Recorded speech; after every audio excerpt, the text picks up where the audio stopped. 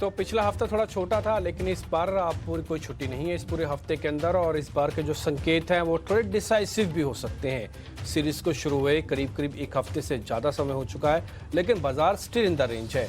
आज gift Nifty जो शतक दिखा रहा है आपको और लेवल्स के हिसाब से ब्रेकआउट दिखा रहा है, अगर ऐसा हकीकत में हो जाए तो फिर बाजार एक नई डायरेक्शन, एक नई सोच के साथ आगे बढ़ेगा। तब तक मार्केट्स पूरी तरह से एक रेंज में है।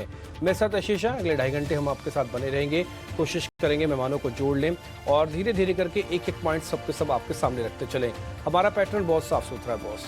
हम सबसे पहले आपको ग्लोबल मार्केट्स के बारे में बताते हैं, फिर उसके बाद खबरों वाले शेयर, ब्रोकिंग हाउसेस की रिपोर्ट, जो ट्रेंडिंग शेयर्स होते हैं वो सब शेयर्स आपके सामने रखते हैं।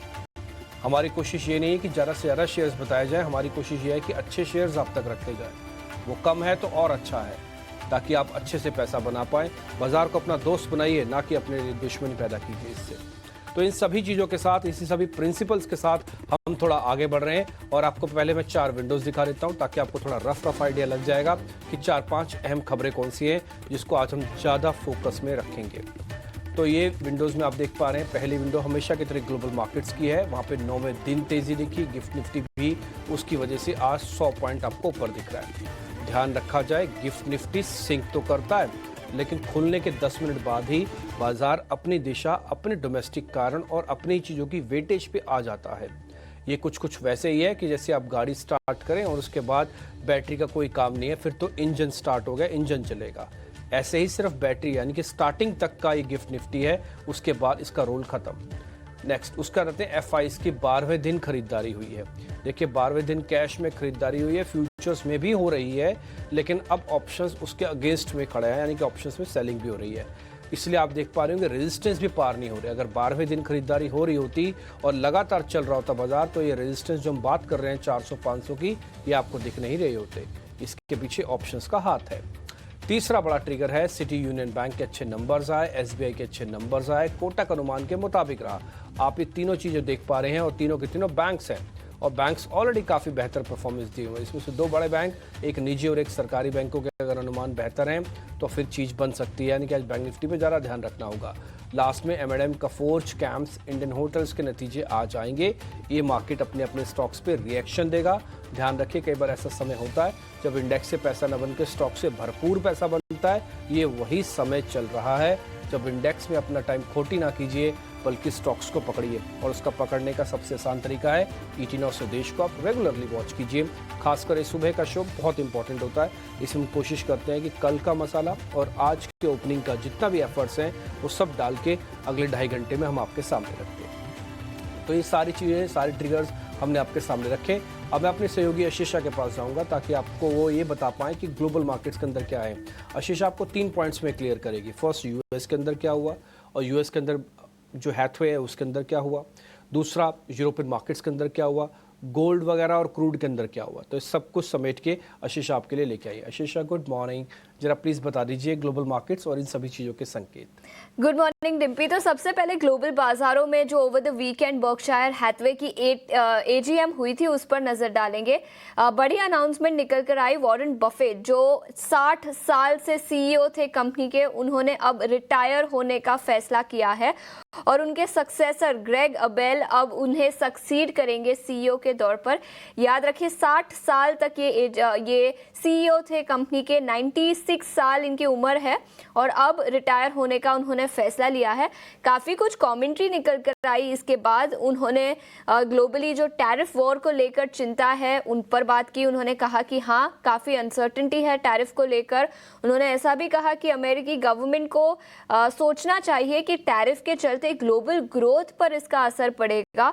अमेरिकन इकोनॉमी को लेकर काफ़ी कुछ चिंताएं जताई। कई सारी जापानीज कंपनीज में उनका इन्वेस्टमेंट है, उन पर भी उन्होंने बात की और अमेरिकी इन्वेस्टमेंट्स के बारे में भी उन्होंने चर्चा की। उन्होंने कहा कि उनका सबसे बड़ा इन्वेस्टमेंट अमेरिका की 3 दिग्गज कंपनियों में है, एप्पल, कोको कोला और अमेरिकन एक्सप्रेस। इनफैक्ट एप्पल के CEO टिम कुक के बारे में तो उन्होंने ऐसा भी कहा कि जितने पैसे उन्होंने बर्कशायर हैथवे के लिए नहीं बनाए, उससे ज़्यादा उन्होंने एप्पल के शेयर होल्डर्स को दिया है। तो काफ़ी बड़ी अनाउंसमेंट निकल कर आई। ग्लोबल इकोनॉमी को लेकर, टैरिफ को लेकर चिंताएं हैं।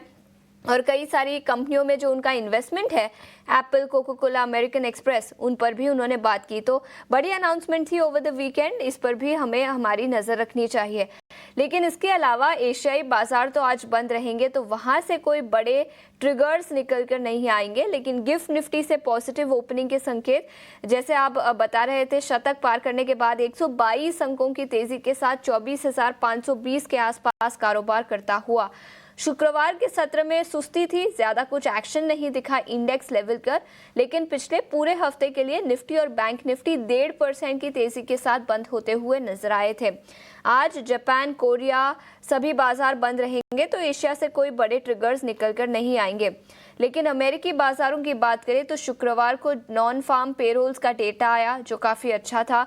डाउ जोन्स 1.4% करीब इतनी तेजी शुक्रवार के सत्र में दिखी। S&P 500 और नैस्डैक भी करीब 1.5% की तेजी के साथ बंद होते हुए नजर आए शुक्रवार के सत्र में। पिछले पूरे हफ्ते भी काफी अच्छा था अमेरिकी बाजारों के लिए। डाउ जोन्स में 3% की तेजी दिखी, S&P 500 भी करीब 3% तेजी के साथ बंद हुआ और टेक शेयरों में मजबूती थी, जिसके चलते नैस्डैक 3.5% की तेजी के साथ पिछले पूरे हफ्ते के लिए बंद होता हुआ नजर आया। इसके अलावा यूरोपियन मार्केट्स में भी पॉजिटिव एक्शन था। FTSE 1% ऊपर, डैक्स और कैक में करीब 2.5% की तेजी दिखी। लेकिन अमेरिकी बाजारों से संकेत ठीक ठाक, यूरोपियन बाजार भी हरे निशान में बंद हुए। गिफ्ट निफ्टी से पॉजिटिव ओपनिंग के संकेत, लेकिन कमोडिटी मार्केट में आज जाहिर तौर पर काफी एक्शन दिखेगा। ऑयल मार्केट में काफी एक्शन दिखेगा। ओपेक प्लस की मीटिंग थी सैटरडे को और बड़े अहम इंपॉर्टेंट अनाउंसमेंट्स निकल कर आए। सबसे पहले आउटपुट हाइक की उन्होंने बात की। जून के महीने से 4,11,000 बैरल्स पर डे इतना आउटपुट हाइक उन्होंने अनाउंस किया है। अनएक्सपेक्टेड था, मीटिंग प्लान थी, लेकिन इतना ज्यादा आउटपुट बढ़ाएंगे ऐसी उम्मीद नहीं थी, जिसके लिए मार्केट के लिए ये एक पॉजिटिव खबर निकल कर आई। याद रखिए, आज के सत्र में करीब 3% की गिरावट के साथ ब्रेंट क्रूड कारोबार करता हुआ $60 पर बैरल के नीचे ऑलरेडी फिसल चुका है। पिछले हफ्ते 8% से ज्यादा की गिरावट दिखी और इस साल अब तक देखें तो ब्रेंट क्रूड में करीब 20% तक की गिरावट दिखी है। टैरिफ वॉर को लेकर ग्लोबल ग्रोथ की चिंताएं है, जिसके चलते डिमांड घटने की उम्मीद है और अब सप्लाई बढ़ेगा। तो दोनों ही साइड से देखें तो नेगेटिव खबर है ऑयल मार्केट के लिए। सप्लाई बढ़ेगा लेकिन डिमांड कम होगी, जिसके चलते कच्चे तेल में पिछले कुछ दिनों से गिरावट दिखी है और आज भी ये कंटिन्यू होती हुई नजर आई। तो ब्रेंट क्रूड $60 पर बैरल के नीचे। वही WTI क्रूड की बात करें तो करीब $55 पर बैरल के आसपास कारोबार करता हुआ। तो ऑयल मार्केट में पिछले कुछ दिनों से इनफैक्ट शुक्रवार को गिरावट दिखी थी और आज सुबह भी करीब 3 से 3.5% की गिरावट के साथ शुरुआती ट्रेड में ऑयल मार्केट में कमजोरी दिखी है। इसके अलावा सोने की बात करें तो यहाँ पर सेफ हेवन डिमांड बढ़ती हुई नजर आई। सेंट्रल बैंक्स ग्लोबली खरीदारी कर रहे हैं, जिसके चलते पिछले कुछ दिनों से इन एनी केस डिमांड बढ़ी थी और आज भी स्पॉट गोल्ड तेजी के साथ कारोबार करता हुआ करीब 1% की तेजी के साथ $3,265 पर आउंस के आसपास। तो कमोडिटी मार्केट में काफी कुछ एक्शन पिछले कुछ दिनों से दिखा है।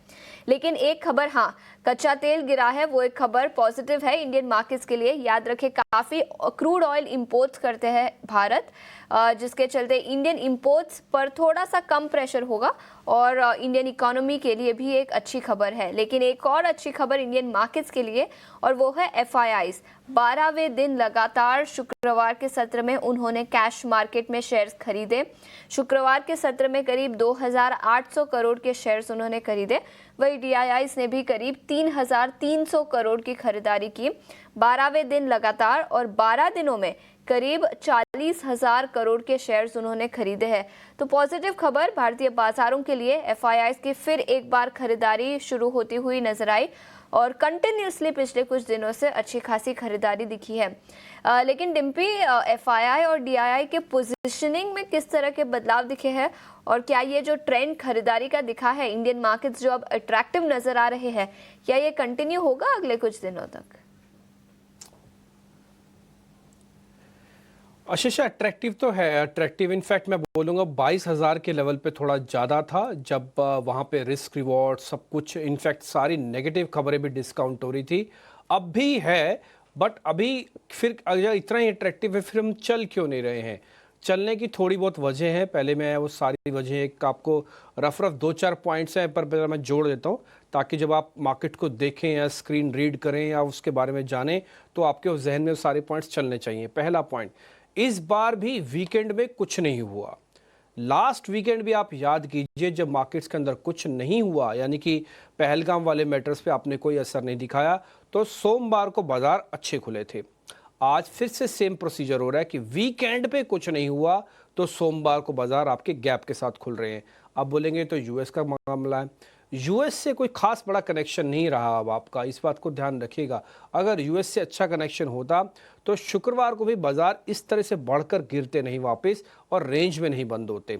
तो ये बात तो सच है कि इस समय इंडियन मार्केट्स अपनी दिशा ढूंढ रहा है और वो रेंज को ब्रेकआउट या ब्रेक डाउन करने में असमर्थ है। ये बात तो सच है, लेकिन हाँ, आज एक मौका हो सकता है। नया हफ्ता है, सोमवार के दिन टिपिकली मार्केट डायरेक्शन ढूंढता है, फिर हफ्ते भर उसको ड्रैग करता है अगर अनटिल अनलेस कोई बैड न्यूज़ ना आए तो। एक तो पहला पॉइंट ये है कि वीकेंड पे कोई न्यूज़ ना आना, ये अब आपको ना अब वैसे इसको अब ये लास्ट बार भी हो सकता है, अगली बार शायद आपको वेट ही ना करना पड़े, क्योंकि अब मार्केट पहलगाम वाली खबर को भूल चुका है। और मैंने आशीषा, आपको याद होगा ये बात मैंने आपको पहले भी कही थी, अगर आप बहुत जल्दी रिएक्ट नहीं करेंगे तो मार्केट इग्नोरेंस की बीमारी से जूझता है।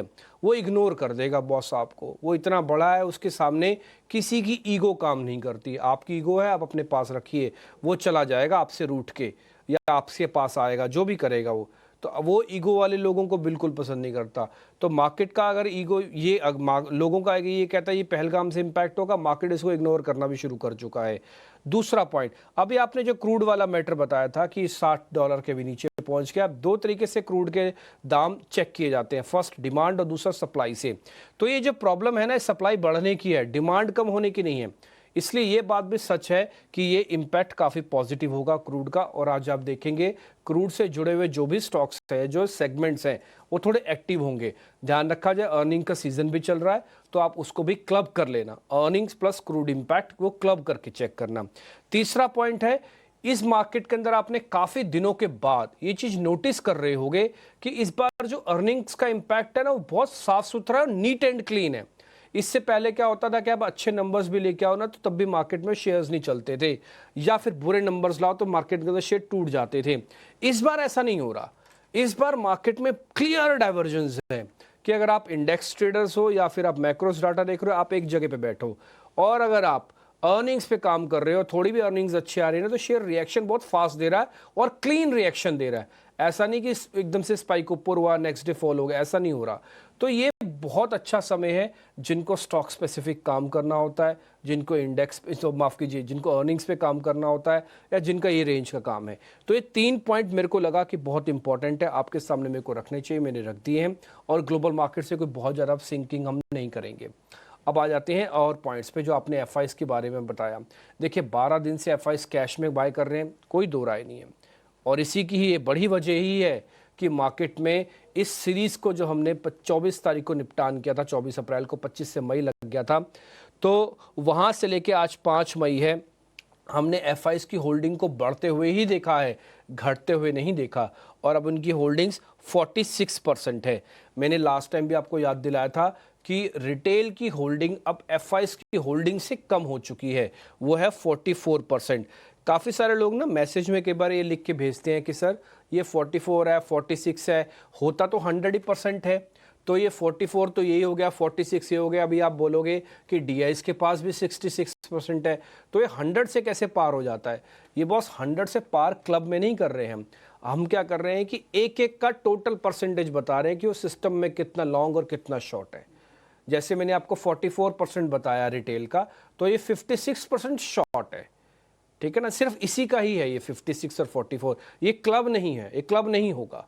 क्लब होने के लिए फिर एक अलग कैलकुलेशंस है। तो अभी आप फिलहाल यही समझ लीजिए, 46% एफआईस के पास है, 44% रिटेल के पास है, 66% डीआईस के पास है। तो उनके पास, तीनों के पास होल्डिंग है। लास्ट ट्रेडिंग सेशन में कोई मेजर बदलाव मार्केट्स में नहीं हुआ। मार्केट कंसोलिडेशन के फेज से गुजर रहा है। 1 मिनट के लिए मेरा निफ्टी वाला चार्ट भी स्क्रीन पे डाल दीजिएगा, मैं उसके साथ में एक पॉइंट आपको नोटिस करा देता हूँ, फिर मैं निफ्टी का अलग से बताऊंगा मैं, ठीक है। अच्छा, एक पॉइंट और मैं और एफआईस के बीच में बताना चाहता था, इंडेक्स ऑप्शंस का नंबर भी अभी आपको स्क्रीन पे दिखाऊंगा। पहले ये देखिए जरा आप, ये देखिए हमने एक डॉट डॉट वाली लाइन आपके लिए खींची हुई है, लास्ट ट्रेडिंग सेशन में भी उससे टकराया और वापस नीचे आ गया, देख पा रहे होंगे आप, मैं थोड़ा और बड़ा कर देता हूँ, देखिए उससे टकराया और वापस नीचे आया है। तो जब तक इस लाइन को हम पार नहीं करते हैं तो ये मार्केट का एक टफ एरियाज है जहाँ पे सप्लाई काफ़ी ज़्यादा है, वो है 400 और 500। ये जब तक पार नहीं होगा 24,400 500, तब तक थोड़ा सा मार्केट को वेट करना पड़ेगा। आज उम्मीद है कि शायद ये पार कर जाए, देखते हैं क्या होगा। अच्छा, एक पॉइंट जो मैं आपको इंडेक्स ऑप्शंस का बता रहा था, एक बार जरा स्क्रीन पे दिखाना है इंडेक्स ऑप्शंस के पॉइंट्स। तो आप देखेंगे लास्ट ट्रेडिंग सेशन में भी ना, जो इंडेक्स ऑप्शंस में सेल का नंबर आया, यानी कि जो बेचने का नंबर आया है, वो करीब करीब है, जस्ट अ मिनट, वो नंबर है 31,000 करोड़ का। इसको हटाओ चार्ट को, एफआईस की जहाँ पे होल्डिंग्स लिखी होती है वो बता दो, जहाँ पे फ्यूचर्स लिखा है, ऑप्शंस के नंबर्स लिखे हैं वो दिखाना आप। हाँ, उसमें देखोगे आप 31,000 करोड़ रुपए का इंडेक्स ऑप्शंस का सेल आया है।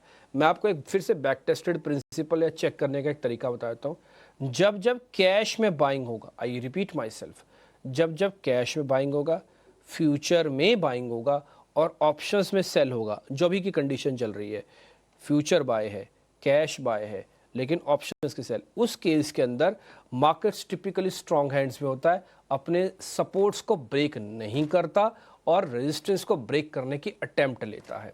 यही अगर ऑप्शंस भी मैं बाय कर देता हूं तो प्रोबेबिलिटी काफ़ी हाई हो जाएगी कि आपके रेजिस्टेंस ब्रेक हो जाएंगे। ये ऑप्शंस का नंबर अभी नेगेटिव चल रहा है, इसलिए मेरे को थोड़ा हिचक है कहने में कि 400 और 500 यानी कि 24,400 और 24,500 पार होगा कि नहीं होगा, ठीक है जी। तो मैंने आपको अंदर का एक बैक टेस्टेड फॉर्मूला या चेक करने का एक तरीका जो हम काफ़ी समय से इस्तेमाल कर रहे हैं, हमें काफ़ी उससे आइडिया लगता है, आप हो सकता है आपको भी उससे आइडिया लगता हो, और मेरे से भी बेहतर अच्छे अच्छे तरीके हैं आप सबके पास, मैं उसकी भी रिस्पेक्ट करता हूं। लेकिन क्योंकि हम एक यूनिवर्सल प्लेटफॉर्म पे हैं, आपकी बात मैं सुनूंगा, मेरी बात आप सुन रहे हैं, तो इसी तरीके से हम एक दूसरे की बात समझ रहे हैं, और मेरे को लग रहा है कि अच्छा प्लेटफॉर्म हमने डेवलप किया है ताकि आपको हम बहुत आसानी से अपनी साफ साफ बात बता पाएँ, ठीक है। अगर आपके पास भी कोई और इंटेलिजेंट तरीका हो इसको और अच्छे से जज करने का, तो आप मेरे को बिल्कुल ज़रूर लिख के भेज दीजिएगा व्हाट्सएप पे, ट्विटर हैंडल पे, जैसे भी आपको ठीक लगे। मेरे को बहुत अच्छा लगेगा, आपका जो भी दिया हुआ ज्ञान है मैं एक्सेप्ट कर लूँगा उसको। तो आशीषा, ये एफआईएस की मैंने होल्डिंग्स आपको बता दी। बिल्कुल, तो एफआईआईस की होल्डिंग और उसमें किस तरह के बदलाव दिखे हैं, याद रखें 12वें दिन लगातार उन्होंने खरीदारी की, लेकिन इंडेक्स लेवल पर किस तरह की रणनीति बनानी चाहिए अब उस पर नजर डालते हैं। शुक्रवार के सत्र में निफ्टी सपाट ही बंद होता हुआ नजर आया था, लेकिन पिछले हफ्ते 1.5% की तेजी दिखी थी। 24,350 के आसपास निफ्टी बंद हुआ था शुक्रवार के सत्र में। डिम्पी, आज तो 130 अंकों की तेजी के साथ शुरुआत के संकेत निकल कर आ रहे हैं, लेकिन सबसे पहले कौन से लेवल्स पर नजर रखनी चाहिए और क्या ये बिलीवेबल है 130 अंकों की तेजी, क्या सच्ची में इन लेवल्स पर भारतीय बाजार शुरू होंगे?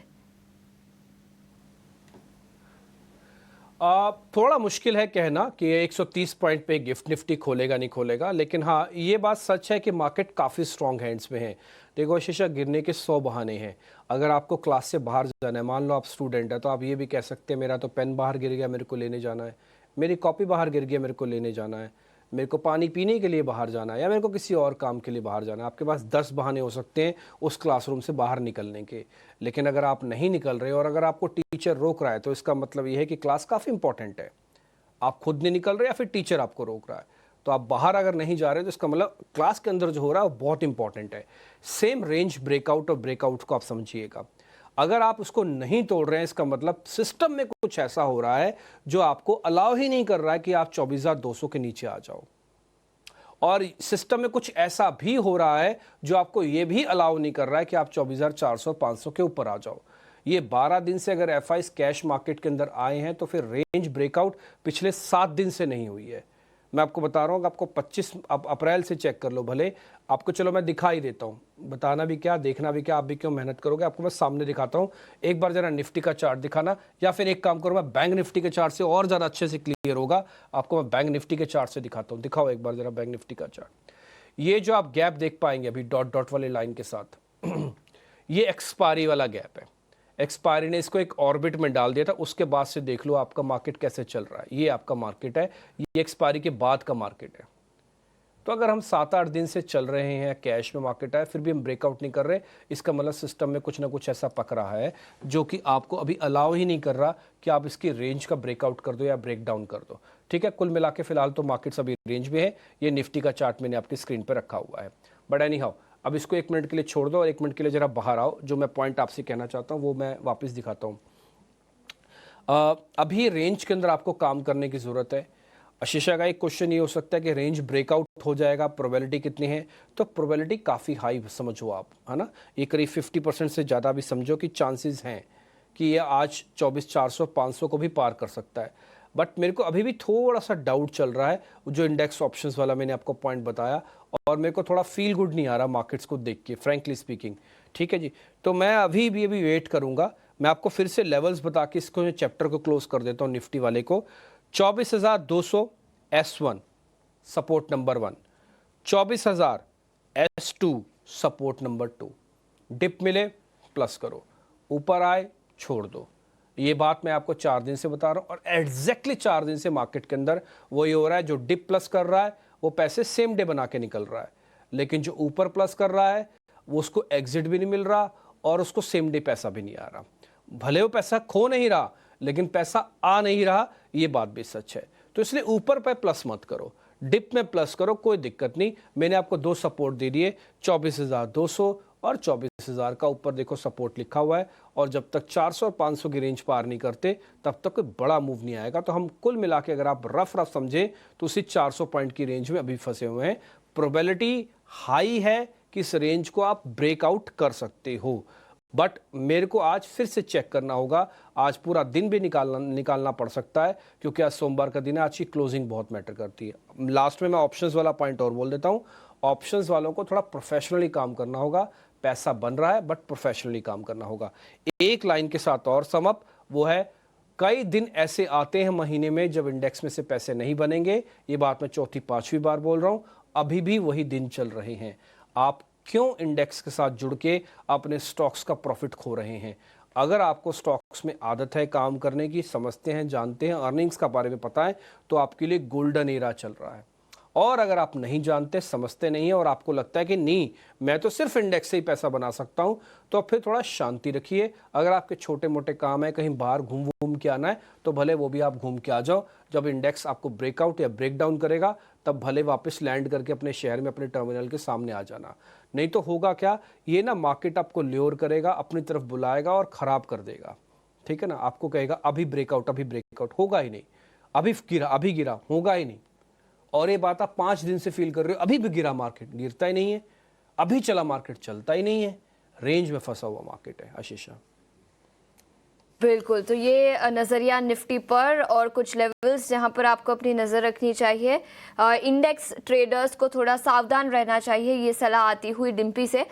लेकिन निफ्टी बैंक की बात करें तो याद रखें, यहाँ पर पिछले पूरे हफ्ते की बात करें तो थोड़ा सा अंडर परफॉर्मेंस दिखा था निफ्टी के मुकाबले। हालांकि यहाँ पर भी अच्छा एक्शन था। निफ्टी बैंक पिछले हफ्ते शुक्रवार को तो सपाट था, 55,115 के लेवल्स के आसपास बंद हुआ, लेकिन पिछले हफ्ते 0.9% की तेजी के साथ बंद हुआ। कई सारी दिग्गज बैंकिंग कंपनियों के नतीजे ओवर द वीकेंड आए। कोटक महिंद्रा बैंक और एसबीआई, और दोनों ही कंपनियों के नतीजे काफ़ी अच्छे थे। हालांकि दोनों ही ओवरवेट तो नहीं है बैंकिंग सेक्टर में और बैंकिंग इंडेक्स पर, लेकिन नतीजे अच्छे थे, तो सेंटिमेंटली पॉजिटिव होगा पूरे सेक्टर के लिए। डिम्पी, इस बैकड्रॉप में निफ्टी बैंक पर ट्रेडिंग के लिहाज से ट्रेडर्स को किस तरह की रणनीति बनानी चाहिए? देखिए आशीषा, लास्ट टाइम भी हमने आपसे यही बात रखी थी कि बैंक निफ्टी जिस जगह पर आके खड़ा हुआ है वो ऑलरेडी सीरीज का कुछ ज़्यादा ही तेज़ मोमेंटो था, इस वजह से उसको नए ऑर्बिट में आना पड़ा। मैंने आपको चार्ट भी दिखाए थे, मैं फिर से बैंक निफ्टी दिखाता हूँ। हमारी कैलकुलेशन ये थी कि अप्रैल के अंदर बैंक निफ्टी 54,000 तक जाएगा और 54,200 रफ ऐसा समझ लीजिए। वो मैंने डॉट की लाइन अभी खींची है, आपको स्क्रीन पर भी दिख जाएगा, आप वो देख भी लीजिएगा।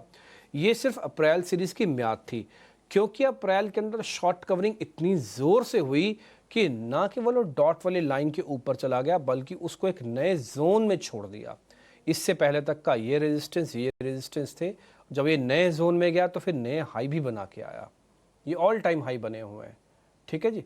तो नहीं, लेकिन ऑल टाइम हाई बनने के बाद इसको थोड़ा रुकना पड़ा। वजह बहुत साफ है कि अभी यहाँ पे पूरी फोर्स की थोड़ी कमी है। आज दो अच्छी चीज़ें हैं बैंक निफ्टी के लिए। एक तो एक काफ़ी समय निकाल चुका है, इसने कंसोलिडेट किया हुआ है। कंसोलिडेशन बहुत अच्छा होता है इस तरह के फास्ट मूवमेंट के बाद का, कंसोलिडेशन हुआ है।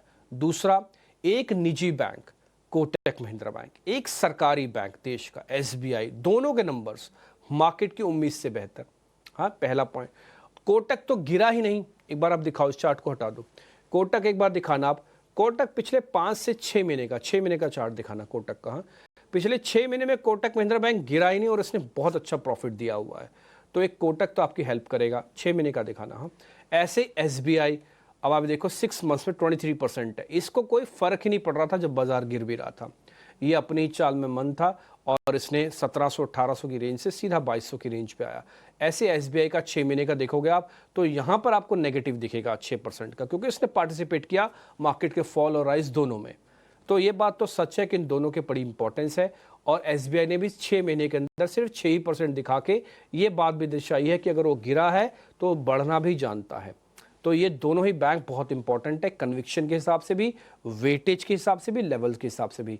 अब जो मैंने थोड़ी देर पहले आपको चार्ट दिखाया था कि 54,000 और 54,200 है, उसकी प्रोबेबिलिटी थोड़ी और कम होगी कि वो ब्रेक डाउन होगा। अब ये थोड़ी और ऊपर जाने की प्रोबेबिलिटी बन सकती है, यानी कि इस ऑर्बिट को तोड़ने के चांसेस जो है, इस लाइन को तोड़ने के चांसेस जो है अब थोड़े कम होते जा रहे हैं। ठीक, क्या उसको बहुत तेजी से ऊपर आएगा, उस पर भी मेरे को डाउट है, क्योंकि उसके लिए थोड़ा से फोर्स की भी कमी है। मैं आपको एक पॉइंट से क्लियर करता हूं, 1 मिनट F&O का डाटा जहां पे ओपन इंटरेस्ट लिखा होता है वो वाला दिखाना। वहां पे 75,000 कॉन्ट्रैक्ट है बैंक निफ्टी के अंदर से। ये बहुत लाइट है बॉस, ये डेंस नहीं है, गाढ़ा नहीं है, तेज नहीं है, दमदार नहीं है, ये बहुत लाइट ओपन इंटरेस्ट है। यही अगर ओपन इंटरेस्ट कहीं 1 लाख शेयर 1 लाख कॉन्ट्रैक्ट्स का होता तो उसके बाद आप देखते ये जिस तरफ पकड़ता ना, ड्रैग मारता जाता, खींचता जाता, उसके ऊपर आप कचरते हुए जाते सब जगह पर। लेकिन क्योंकि ओपन इंटरेस्ट कम है, लाइट है, कंसोलिडेट हुआ है और थोड़ा PCR put call ratio range का है, इसलिए ये बिहेव बहुत फास्ट नहीं कर रहा, नहीं तो इसके बिहेवियर बहुत फास्ट चलता। ठीक है, ये जो आप बदलाव भी देख पा रहे हो अब सिर्फ 1-1.5% का रह गया और ट्रेंड अभी सपाट है। ठीक, तो कुल मिला के अब आपको करना क्या है सर, लबोलबाप बताओ। लबोलबाप का मतलब ये है कि आपको 54,800 जो कि S2 है, 55,000 जो कि S1 है, सपोर्ट नंबर 1 है, ये आपको सपोर्ट बनेंगे। डिप मिल जाए प्लस कर लेना, ना मिले छोड़ना भी, जब तक 55,500 55,800 पार नहीं होता। हम पिछले 4-5 दिन से इसी रेंज में हैं। मैं बोलूंगा जब से मई में आए हैं हम इसी रेंज में हैं। तो मई के अंदर अभी तक ब्रेकआउट या ब्रेकडाउन नहीं हुआ। आज नया हफ्ता नई बड़ी तेजी के साथ उतर रहे हो, मैं उम्मीद करता हूं कि ब्रेकआउट या ब्रेकडाउन हो ताकि इस रेंज से बाहर निकल पाए आप। ठीक है, तो देखते हैं क्या होगा। और दूसरा, बैंक निफ्टी वालों को थोड़ा प्रोफेशनली ऑप्शंस वालों को ट्रेड लेना होगा। ऐसे आंख बंद करके सीधा कॉल लेना नहीं, आंख बंद करके पुट लेना नहीं। अगर आपने आंख बंद करके कॉल और पुट लिया है तो आपको फ्राइडे वाले सेशन मार्केट ने सिर्फ 2 घंटे के अंदर बता दिया कि मैं कॉल्स वालों के पैसे कैसे ले सकता हूं और पुट्स वालों के पैसे कैसे ले सकता हूं। पहले चलाया फिर गिराया, जिस स्पीड से चलाया उसी स्पीड से वापस भी लेके आया। थोड़ा ध्यान रखना, प्रोफेशनली अगर ऑप्शंस में काम करना जानते हो तो ठीक है, नहीं तो पैसे बहुत खराब होते हैं। इसलिए लिखना पड़ता है, 10 में से 9 लोग पैसा गवाते हैं। ठीक है, थोड़ी समझदारी रखना। अगर नहीं जमता छोड़ देना, छुट्टी ले लेना, फ्यूचर्स में काम करो। फ्यूचर्स में पैसा कम टूटता है, ऑप्शंस में पैसा ज़्यादा टूटता है। जिनको प्रोफेशनली काम करना नहीं आता उनके लिए है। कुणाल परार आज के हमारे मेहमान हैं, अब वो जुड़ चुके हैं और हमने समय लेके आपको सारी चीज़ें बताई हैं। और मैं अपनी टीम का, अपने चैनल का और अपने सहयोगी एंकर का भी थैंक यू करूंगा कि हमको इतना समय दे देते हैं बताने के लिए। नहीं तो कौन से चैनल में इतना जगह मिल पाती है आपको ऐसे अपनी बात रखने के लिए, अपनी इंटेलिजेंस को रखने के लिए, लेकिन हमको समय मिल जाता है। और मैं अपने मेहमानों का भी शुक्रिया अदा करूँगा जो इतनी आराम से बेचारे पेशेंसली सुन लेते हैं हमको। उनको ज़रूरत नहीं है हमको सुनने की, हमसे कहीं ज़्यादा सॉफ्टवेयर्स लेके बैठे हैं, हमसे कहीं ज़्यादा एक्सपीरियंस लेके बैठे हैं कुणाल परार, लेकिन उसके बावजूद भी अगर हमको सुनते हैं तो उनका बहुत बहुत thank you very much Kunal भाई। अब आपकी जरा सर बारी है, आप अगर निफ्टी बैंक निफ्टी में कुछ और जोड़ना है हमने कहा है तो आप जोड़ सकते हैं, हमको काटना है सर आप काट भी सकते हैं। डिम्पी जी, 2 बातें। आपने कहा कि इतना टाइम कहाँ मिलता है, और दूसरा इसका सबसे ज्यादा बेनिफिट दर्शक मित्रों को ही मिलता है। एंड इसी रणनीति का ये रिजल्ट है, या तो आप कह सकते हो कि इसी प्रयास का रिजल्ट है कि ईटी नाउ स्वदेश और ईटी नाउ दोनों आज नंबर 1 पे है।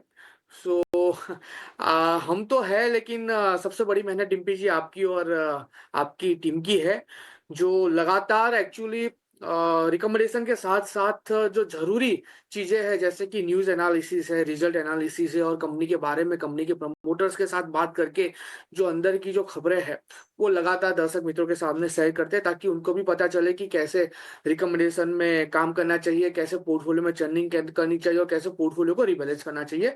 तो सबसे बड़ी मेहनत तो डिम्पी जी आपकी और आपकी टीम की, और प्रार्थना करते हैं कि ऐसे ही ये लगातार चलता रहे और ये जो नंबर 1 का ताज जो है वो ऐसे ही बरकरार रहे। एंड दूसरी बात डिम्पी जी, बैंक निफ्टी और निफ्टी की करें तो आप देखिए, लास्ट ट्रेडिंग सेशन की बात करें, एक अच्छा खासा हाई बनाने के बाद फ्लैट क्लोजिंग देखने को मिला है, और वहां पे ही देखिए, अगर मैं ऑप्शन चेन एनालिसिस की बात करूं तो लगातार ऑप्शन चेन एनालिसिस में through out the strike price, चाहे वो कॉल साइड हो चाहे वो पुट साइड हो, दोनों निफ्टी और बैंक निफ्टी में फिलहाल शॉर्टिंग की ही पोजीशन बनी हुई है, यानी कि कोई खास मोमेंटम यहाँ पे देखने को नहीं मिल रही है। सो ऑप्शन चेन के हिसाब से तो कोई खास मोमेंटम नहीं है, ना ही ऊपर की ना ही डाउन साइड की, एक रेंज बाउंड ही है। लेकिन अगर मैं चार्ट की भी बात करूँ तो बैंक निफ्टी पिछले लगातार 2 हफ्तों से एक रेंज बाउंड मोमेंटम में ही मोमेंटम दिखा रहा है। बैंक निफ्टी फिलहाल जिस लेवल पे ट्रेड कर रहा है, जो ब्रेकआउट जो साइडवेज मोमेंटम में है, मुझे लग रहा है कि एक पर्टिकुलर सेंटेंस जो आपने यूज किया है, या तो ब्रेकआउट दे दे या तो ब्रेकडाउन दे दे, ताकि क्लियर डायरेक्शन पता चले। तो मैं भी फिलहाल उसी लेवल पे हूँ, उसी सेंटेंस के साथ हूँ। जो रेंज लो लेवल पे है 54,500 54,400 है, और ऊपरी लेवल पे जो है वो 55,900 टू 56,000 है। आइदर साइड का ब्रेकआउट ही एक क्लियर डायरेक्शन यहाँ पे हमें बता के जा सकता है। लेकिन अच्छी बात यह है डिम्पी जी कि अगर ऊपरी लेवल का ब्रेकआउट आता है बैंक निफ्टी में, तो वहां पे फ्लैग फॉर्मेशन का कंफर्मेशन मिलेगा, और आपको भी पता है फ्लैग फॉर्मेशन का जब भी ब्रेकआउट आता है, वन वे डायरेक्शन ऊपरी लेवल पे हमें देखने को मिल सकती है। निफ्टी की बात कर ले, निफ्टी में भी फिलहाल जो व्यू बन रहा है वो साइडवेज का ही है। लगातार पिछले कई दिनों से साइडवेज मोमेंटम है। नो डाउट फ्राइडे को एक अच्छी खासी मोमेंटम देखने को मिली, लेकिन क्लोजिंग हमें एट पार देखने को मिला है। सो निफ्टी भी फिलहाल एक रेंज बाउंड मोमेंटम में ही है। लोअर लेवल पे 24,100 टू 24,000 का लेवल है। ऊपरी लेवल की बात करें तो फिलहाल जो 24,400 का जो हम रेजिस्टेंस पकड़ के चल रहे थे, वो थोड़ा सा माइनर सा शिफ्ट होकर ऊपरी लेवल पे 24,600 एज पर द मैक्सिमम ओवाई। सो 124,000 का लोअर साइड पे सपोर्ट है, और ऊपरी लेवल पे 24,600 का रेजिस्टेंस है। ठीक है कुणाल, अब लगे हाथ मेरे को अपने स्टॉक्स भी और बता दीजिए, आपके शेयर कौन से हैं? वेल डिम्पी जी, स्टॉक की बात करें तो एक स्टॉक है जो जिसके ऊपर लगातार हम बाई रिकमेंडेशन देते आए हैं, और आई थिंक आपको भी पता है, IOC Indian oil corporation result अच्छा है, डिविडेंड का भी डिक्लेरेशन किया हुआ है, 143 के अराउंड स्टॉक ट्रेड कर रहा है। इतना ही नहीं, स्टॉक ने टेक्निकल चार्ट पे ब्रेकआउट भी दे दिया है। पिछले कई दिनों से स्टॉक 140 के अराउंड का रेजिस्टेंस फेस कर रहा था, वो ब्रेकआउट हमें देखने को मिला है। आईओसी यहां से खरीदारी करके चलने की सलाह है 138 के एसएल के साथ। पहला उसका जो टारगेट होगा एज पर द पाइवट, वो होगा 147 का, जो आज के दिन में अचीव होते हुए हमें देखने को मिल सकता है। अगर ये भी हो जाता है ब्रेक, तो 153 तक के भी लेवल आपको आईओसी दिखाने के लिए सक्षम है। नाउ डिम्पी जी, मैं सिर्फ और सिर्फ आईओसी में ट्रेडिंग कॉल सजेस्ट कर रहा हूं, लेकिन मैं कहूंगा हमारे दर्शक मित्रों से, जिस हिसाब से ब्रेकआउट आया है, इस पे आप पोर्टफोलियो क्रिएशन में भी ये स्टॉक को आप ऐड करके चल सकते हो। आने वाले दिनों में 180 टू 200 तक के भी टारगेट ये स्टॉक दिखा सकता है। सो पोर्टफोलियो क्रिएशन में भी ये स्टॉक को ऐड करके चलने की सलाह रहेगी। ऑलराइट, सो पोर्टफोलियो क्रिएशन का भी कैंडिडेट, और अगर शॉर्ट टर्म पर्सपेक्टिव का नजरिया बनाकर चल रहे तो 147 पहला टारगेट, उसके बाद 152 तक जाने का भी दमखम रखता हुआ आईओसी, और सिर्फ आईओसी ही नहीं, कच्चे तेल की चाल को मद्देनजर रखते हुए ऑयल मार्केटिंग कंपनियां, एविएशन स्टॉक्स और साथ ही सीमेंट प्लेयर्स और पेंट कंपनियों पर खासतौर से नजर रखनी चाहिए, क्योंकि ओपेक के उत्पादन बढ़ाने के फैसले से कच्चे तेल में गिरावट है। टू बी प्रिसाइज, अगर देखेंगे ब्रेंट क्रूड $59 बैरल के आसपास ट्रेड करता हुआ दिख चुका है। इस साल में अब तक अगर आप देखेंगे 20% तक कच्चा तेल जो है वो फिसला है। इसका एक इम्पैक्ट जो है ऑयल मार्केटिंग कंपनियां, पेंट स्टॉक्स और एविएशन प्लेयर्स पर खास तौर से होता है। तो इस पर भी आगे विस्तार से कुणाल से बातचीत होगी। लेकिन चलिए अब कुछ खबरें आपको बताते हैं।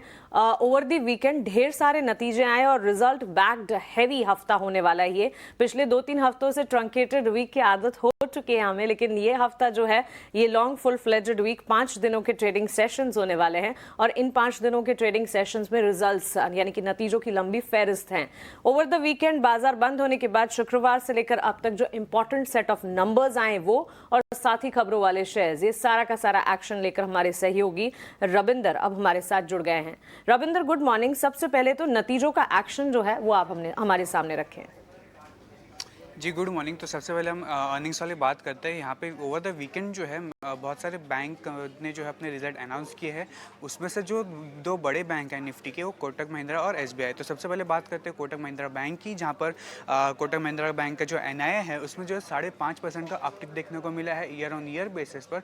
वहीं अगर बात करें पैट की, तो पैट जो है उसमें भी जो है 14 से 15% की ग्रोथ देखने को मिली है ईयर ऑन ईयर बेसिस पर। और कंपनी बैंक का जो नीम्स है FY25 के लिए वो 4.96% पर रहा है। तो ओवरऑल जो कोटक महिंद्रा बैंक के Q4 के नंबर रहे हैं वो काफ़ी अच्छे रहे हैं। अगला जो है एसबीआई, जहाँ पर एसबीआई का जो एनआईए है उसमें जो है करीब 3% की जो है ग्रोथ देखने को मिली है ईयर ऑन ईयर बेसिस से। वही अगर बात करें एडवांसेस की, तो एडवांसेस में जो है 12.5% की जो है ग्रोथ देखने को मिली है। तो एसबीआई के नंबर भी जो थे वो गुड रहे हैं एज पर स्ट्रीट एस्टिमेट। अगला जो है सिटी यूनियन बैंक, जहाँ पर सिटी यूनियन बैंक का जो एनआईए है उसमें 10% की जो है अपटिक देखने को मिली है ईयर ऑन ईयर बेसिस। और वही अगर बात करें प्रोविजन की, तो प्रोविजन में भी जो है 4% का ग्रोथ देखने को मिला है क्वार्टर बेसिस पर। तो सिटी यूनियन बैंक के भी जो नंबर थे वो अच्छे रहे हैं। अगला जो है उत्कर्ष स्मॉल फाइनेंस बैंक, जहाँ पर उत्कर्ष बैंक का जो एनआईए है उसमें जो है 24% की जो है गिरावट देखने को मिली है ईयर ऑन ईयर बेसिस पर। वहीं अगर बात करें प्रॉफिट में, तो प्रॉफिट में भी जो है बैंक का 160 करोड़ से घटकर 3 करोड़ पर देखने को मिला है। तो उत्कर्ष स्मॉल फाइनेंस बैंक का जो Q4 का नंबर था वो वीक रहा है। CDSL की बात करें, जहाँ पर CDSL का जो रेवेन्यू है उसमें जो है 7% का जो है डिक्लाइन देखने को मिला है ईयर ऑन ईयर बेसिस पर। वही अगर बात करें मार्जिन्स की, तो कंपनी का जो मार्जिन्स है इसमें भी जो है भारी प्रेशर देखने को मिल रहा है, जो 61.5% से घटकर 48.7% पर देखने को मिल रहा है। तो CDSL के जो Q4 के नंबर थे वो वीक रहे हैं। अगला जो है इंडियन बैंक, जहाँ पर इंडियन बैंक का जो एनआईए है उसमें जो है 6% की जो अपटिक देखने को मिली है ईयर ऑन ईयर बेसिस पर। वहीं अगर बात करें प्रोविजन की, तो प्रोविजन जो है बैंक का उसमें उसमें जो है 25% की जो है डिक्लाइन देखने को मिली है क्वार्टर बेसिस पर। तो इंडियन बैंक के जो नंबर हैं इनलाइन रहे हैं विद एस्टिमेट।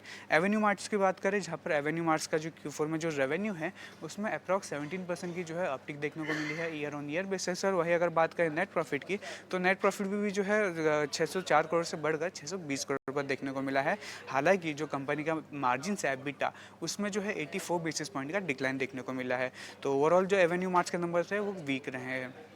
आखिर में बात करेंगे मैरिको की, जहाँ पर मैरिको का जो रेवेन्यू है उसमें अप्रॉक्स 20% का जो है अपटिक देखने को मिला है ईयर ऑन ईयर बेसिस पर। वहीं अगर बात करें नेट प्रॉफिट की, तो नेट प्रॉफिट में भी जो है 8% का अपटिक देखने को मिला है। लेकिन मैरिको का जो एबिटा मार्जिन्स है उसमें जो है डिक्लाइन देखने को मिला है, जो 19.4% से घटकर 16.8% पर देखने को मिला है। और Q4 में जो वॉल्यूम ग्रोथ रहा है मैरिको का वो 7% पर रहा है। बिल्कुल, तो कई सारे स्टॉक्स जो नतीजों के दम पर आज के सत्र में फोकस में रहेंगे, ये पूरी डिटेल्स आपकी स्क्रीन पर आती हुई, लेकिन खबरों के दम पर भी कई सारे और स्टॉक्स फोकस में रहेंगे। रविंदर, उन स्टॉक्स के बारे में भी बताएं। जी, तो खबरों वाले शेयर्स की बात करें तो उसमें सबसे पहले बात करते हैं AU स्मॉल फाइनेंस बैंक की। यहाँ पर ट्रू नॉर्थ, इंडियम और सिल्वर लीफ ओक जो है अपना 9.23 लाख शेयर्स जो है सेल कर सकते हैं, जो कि बैंक का 1.24 इक्विटी रिप्रेजेंट करता है। और जो डील साइज है वो 600 करोड़ का हो सकता है। अगर बात करें फ्लोर प्राइस की, तो वो जो है 650 पर शेयर हो सकता है। अगला जो है स्विगी, जहाँ पर स्विगी ने अनाउंस किया fast food delivery service Bolt by Swiggy, और ये सर्विस जो है अक्रॉस इंडिया में जो है 500 सिटीज़ में अवेलेबल है। अगला जो है अडानी पोर्ट, जहाँ पर अडानी पोर्ट ने जो है मंथली बिजनेस अपडेट अनाउंस किए हैं, और उसमें जो कंपनी ने जो है 37.5 मिलियन मेट्रिक टन जो है कार्गो हैंडल किया है, जिसमें 4% की जो है ग्रोथ देखने को मिली है। और कंटेनर कार्गो में जो है 21% की ग्रोथ देखने को मिली है। मॉइल ने भी यहाँ पर जो है अपने मंथली बिजनेस अपडेट अनाउंस किए हैं, और मॉइल ने जो है बेस्ट एवर अप्रैल परफॉर्मेंस जो है रिकॉर्ड किया है, जहाँ पर कंपनी ने जो है 1.62 लाख टन ऑफ मैग्नीज जो है उसका प्रोडक्शन किया है। अगला जो एनटीपीसी ग्रीन, जहाँ पर एनटीपीसी ग्रीन की जो सब्सिडरी है एनटीपीसी रिन्यूएबल एनर्जी, उन्होंने जो है कमर्शियल प्रोडक्शन स्टार्ट कर दिया है 60 मेगावाट का। और इसी के साथ साथ एनटीपीसी ग्रुप का जो टोटल इंस्टॉल और ऑपरेशनल कैपेसिटी है वो 80,155 मेगावाट पर आ जाता है। अगला जो है इरकॉन इंटरनेशनल, जहाँ पर ऑर्डर विन के चलते आज इरकॉन इंटरनेशनल फोकस में रह सकता है, जहाँ पर कंपनी को जो है 458 करोड़ का वर्क ऑर्डर मिला है north eastern electric power corporation से। अब बात करें टाटा मोटर्स की, जहाँ पर बोर्ड ने जो है फंड रेस के लिए अप्रूवल दे दिया है और कंपनी जो है 500 करोड़ का फंड रेस करने वाली है एनसीडी के जरिए। अगला जो है आइशर मोटर, जहाँ पर कंपनी को जो है शेयर होल्डर अप्रूवल मिला है, जिससे कि कंपनी जो है और इस कंपनी जो है मिस्टर सिद्धार्थ लाल को जो है एग्जीक्यूटिव चेयरमैन अपॉइंट करेगी 5 साल के लिए, और गोविंद राजन बालकृष्णन जो है वो एमडी अपॉइंट होंगे अगले 5 साल के लिए। इसी के साथ साथ आप वोडाफोन आइडिया भी फोकस कर सकता है, जहाँ पर गवर्नमेंट ऑफ इंडिया को शेयर इशू करने के बाद आदित्य बिरला ग्रुप का जो है 9.5 और वोडाफोन ग्रुप का जो है 16.7% का स्टेक रह जाता है। अगला जो है अंबुजा सीमेंट, जहाँ पर कंपनी को जो है शेयर होल्डर्स अप्रूवल मिला है, जिससे कि कंपनी जो अडानी सीमेंटेशन को मर्ज करने वाली है अंबुजा सीमेंट के साथ। अडानी ग्रीन भी आज फोकस में रह सकता है, जहाँ पर उनकी जो होली ओन सब्सिडरी है अडानी ग्रीन एनर्जी 69 लिमिटेड, उन्होंने एक पावर परचेस एग्रीमेंट साइन किया है उत्तर प्रदेश कॉर्पोरेशन लिमिटेड के साथ, जिससे कि वो जो है 400 मेगावाट का सोलर पावर सप्लाई करने वाले हैं। भारतीय एयरटेल भी आज फोकस में रह सकता है, जहाँ पर भारतीय एयरटेल और टाटा ग्रुप, इन्होंने जो है इनका जो ये जो है मर्जर था Tata group DTH under Tata play limited और भारतीय टेलीमीडिया के साथ, इन्होंने जो है इसको अभी के लिए टर्मिनेट कर दिया है। आखिर के 2 स्टॉक जो है वो फंड रेस पर रहेंगे, जहाँ पर आदित्य बिरला कैपिटल की जो है बोर्ड मीट है May 13 को, जिससे कि कंपनी जो है फंड रेस पर विचार करेगी। और आखिर में IIFL फाइनेंस भी आज फोकस में रह सकता है, जहाँ पर कंपनी की जो है बोर्ड मीट है 8 मई को फंड रेस के लिए। Ravinder, that's a lot of research to do और ढेर सारी खबरें, और इनफैक्ट ये सारी खबरों का एक्शन इन तमाम स्क्रिप्ट्स पर नजर भी आ सकता है। शुक्रिया नतीजों वाले स्टॉक्स और साथ ही खबरों वाले शेयर्स हमारे बीच रखने के लिए।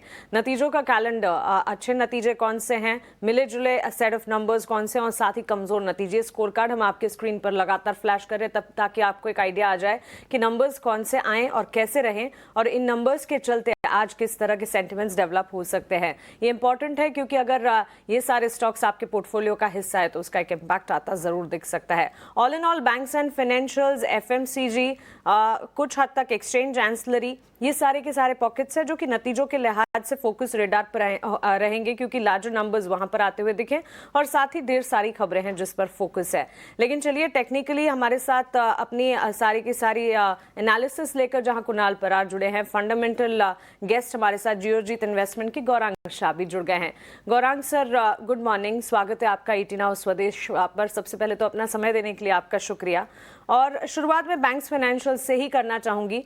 SBI, कोटक महिंद्रा बैंक, वैसे तो जब नतीजे आए ओवर द वीकेंड तब भी आप हमारे साथ थे और आपने अपना टेक हमें दिया था, लेकिन आज लार्जर मास ऑफ ऑडियंस ये जानना चाहेंगी कि बाजार खुलने के साथ इन दोनों प्लेयर्स पर किस तरह का असर पड़ता दिख सकता है, और सिर्फ ये दोनों ही नहीं, सिटी यूनियन बैंक के नतीजे भी आते हुए दिखने को मिले।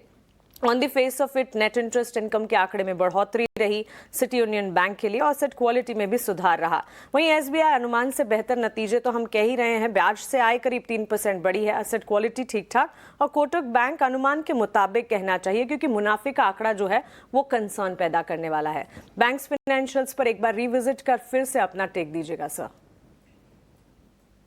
धन्यवाद मानसी, इस मंच पर आमंत्रित करने के लिए। सभी को प्रणाम और शुभ प्रभात हमारे तरफ से। तो शनिवार के दिन हमारी वार्तालाप हुई थी नतीजों को लेकर के, स्टेट बैंक ऑफ इंडिया और Kotak Mahindra bank. State bank of India जो अनुमान था उसके मुताबिक आए। कोटक बैंक में शायद 1-2 पहलुओं पर थोड़ी बहुत हल्की सी, अगर आप कहें तो मायूसी या फिर अनुमान से थोड़ा नीचे आंकड़ा था। आपने बात की सिटी यूनियन बैंक की भी मेरे ख्याल से मानसी, तो इन तीनों ही बैंक के ऊपर अगर आप बुनियादी तर्क के आधार पर हमें पूछते हैं तो हमारी खरीदारी की राय है।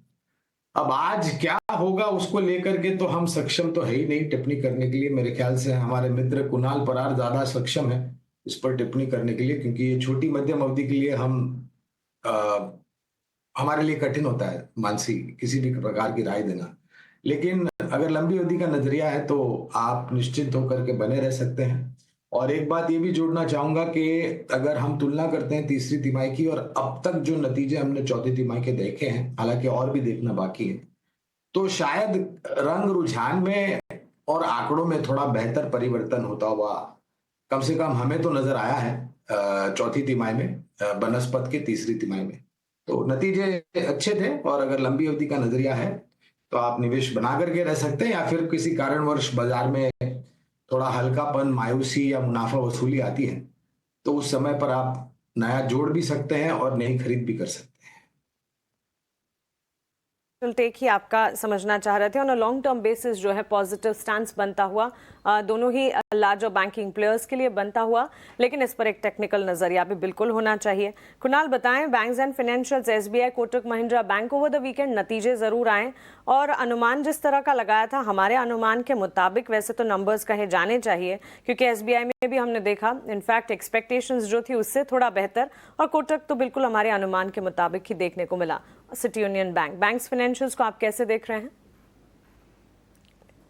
जो तीन बैंक की आपने पर्टिकुलरली बात की, सबसे पहले कोटक बैंक की बात कर लेते हैं। कोटक बैंक में ऑलरेडी एक बहुत ही बढ़िया मोमेंटम हमें देखने को मिल चुका है और 2185 का अराउंड ये स्टॉक ट्रेड कर रहा है।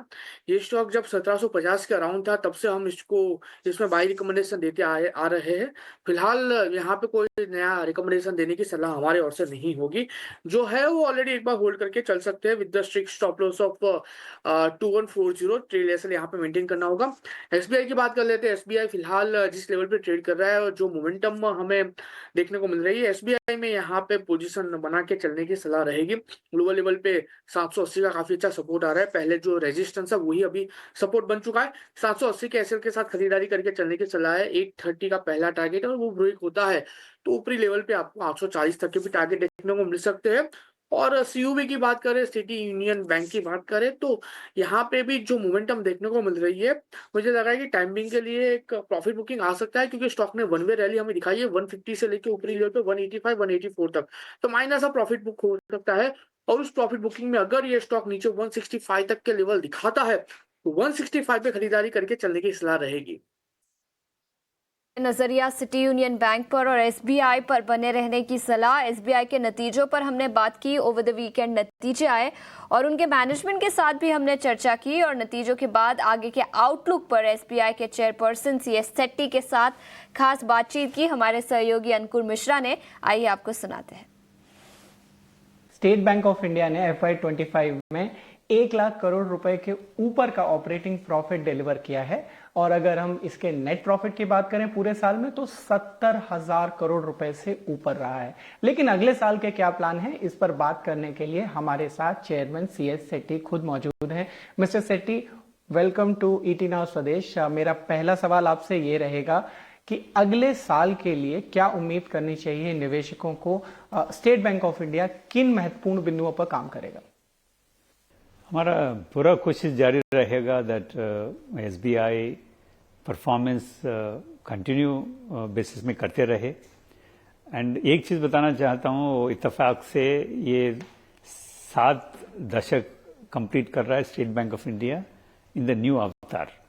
बैंक तो 220 साल से पुराना है, मगर करंट अवतार में state bank of India form होके 70 इयर्स हो गया। इस साल प्रॉफिट भी 70,000 करोड़ क्रॉस करना I think is a coincidence, but is a good coincidence. We will continue to strive to provide customer value. Customer service के लिए हमारा जो ब्रांच नेटवर्क है, हमारा स्ट्रेंथ है customers base. So I'm sure the performance will continue to be robust. There will be some challenges on the interest rate front and margin front, but I'm confident that we'll be doing better. Setty ji, पिछले साल depositors बड़े खुश थे क्योंकि interest rate थोड़े बेहतर थे, लेकिन अब हम देख रहे हैं कि बैंक थोड़ा सा उसमें मॉडरेशन कर रहे हैं। किस तरीके की एक्सपेक्टेशन रखनी चाहिए एसबीआई से? क्या आपको अभी भी लगता है कि जिस तरीके का रेट कट का गाइडेंस नजर आ रहा है, आरबीआई बताता तो नहीं है, लेकिन जिस तरीके की ट्रेजेक्ट्री लग रही है, आपको लगता है डिपॉजिट रेट्स में और कमी हो सकती है? So the policy repo rate movement मेरे ख्याल से जारी रहेगा और रेट कट्स होने का संभावना है। जो मॉनेटरी ट्रांसमिशन आरबीआई चाहता है, जो सिस्टम में होना है, वो लोन के जरिए सिर्फ लोन के जरिए नहीं हो सकता है, वो डिपॉजिट भी मॉडरेट होना चाहिए, डिपॉजिट रेट भी। वो कितना डिपॉजिट रेट कट करेंगे आप इंडिविजुअल बैंक के ऊपर डिपेंड करता है। एसबीआई का पॉलिसी ये रहा है कि हम हमारा मार्जिन भी प्रोटेक्ट करें और कस्टमर को वैल्यू देते रहे। ये बैलेंसिंग एक्ट तो कभी हम always we will be doing it, but मेरे ख्याल से डिपॉजिट रेट में तो मॉडरेशन होना पूरा पॉसिबल है। जी, आपके डिपॉजिट ग्रोथ की रफ्तार की भी बात करें तो करीब 10% के आसपास रही है। अगले साल इसमें किस तरीके की संभावना है? क्या आपको इसमें ज्यादा मेहनत करनी पड़ेगी? मेहनत कासा में करना पड़ेगा जरूर, बिकॉज हम देख रहे हैं वो सेविंग्स बैंक से फिक्स डिपॉजिट मूवमेंट ज्यादा है। इफ यू सी हमारा ग्रोथ रेट भी सेविंग्स में अराउंड 3% था, बट फिक्स डिपॉजिट में ऑलमोस्ट 14% ग्रोथ रेट है। So obviously the customers now know how to manage their asset portfolio, but savings और current account ये customer service के ऊपर भी डिपेंड करता है जी। हम हमारा ब्रांच नेटवर्क और हमारा कस्टमर सर्विस क्वालिटी हम बढ़ाना चाहते हैं, हम सर्विस क्वालिटी इंप्रूव करना चाहते हैं, so that customer prefer to come and bank with us. हमारा कस्टमर बेस भी ज़्यादा है। हम ये जो सेविंग्स बैंक हमारे साथ ओपन करते हैं वो प्राइमरी अकाउंट कैसे बने, दिस ऑल्सो हम पूरा कोशिश करेंगे। But overall deposit growth rate probably 10% continue करेगा मेरे ख्याल से। तो सस्टेन करेंगे जो अभी मोमेंटम है। लोन ग्रोथ रफ्तार के बारे में आप कैसे आश्वासन देना चाहेंगे शेयर धारकों को? वहां पर आपको लगता है कि जो रफ्तार चल रही थी, जो आपने पहले गाइडेंस दिया था 14 से 16% का, वहां पर थोड़ी सी गिरावट होगी? हाँ, थोड़ा मॉडरेशन तो होने वाला है।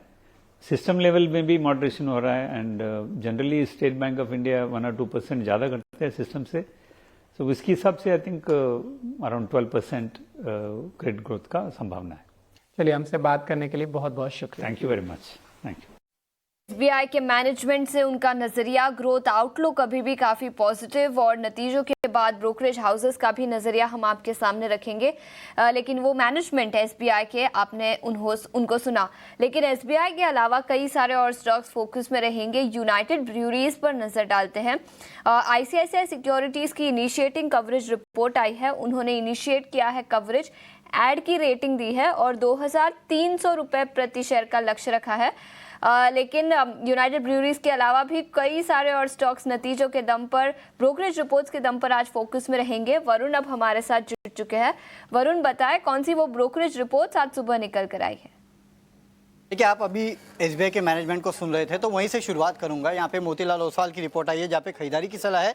915 रुपये के प्राइस टारगेट है। हालांकि इनको नतीजे अच्छे लगे, लेकिन इन्होंने अपने अर्निंग्स एस्टिमेट में कटौती की है 4.5 से 5% के आसपास की FY 26 और 27 की। उसका कारण यह है कि प्रोविजनिंग हाई थी और निम्स में प्रेशर देखने मिला, इसके लिए इन्होंने अपने अर्निंग्स एस्टिमेट में कटौती की है।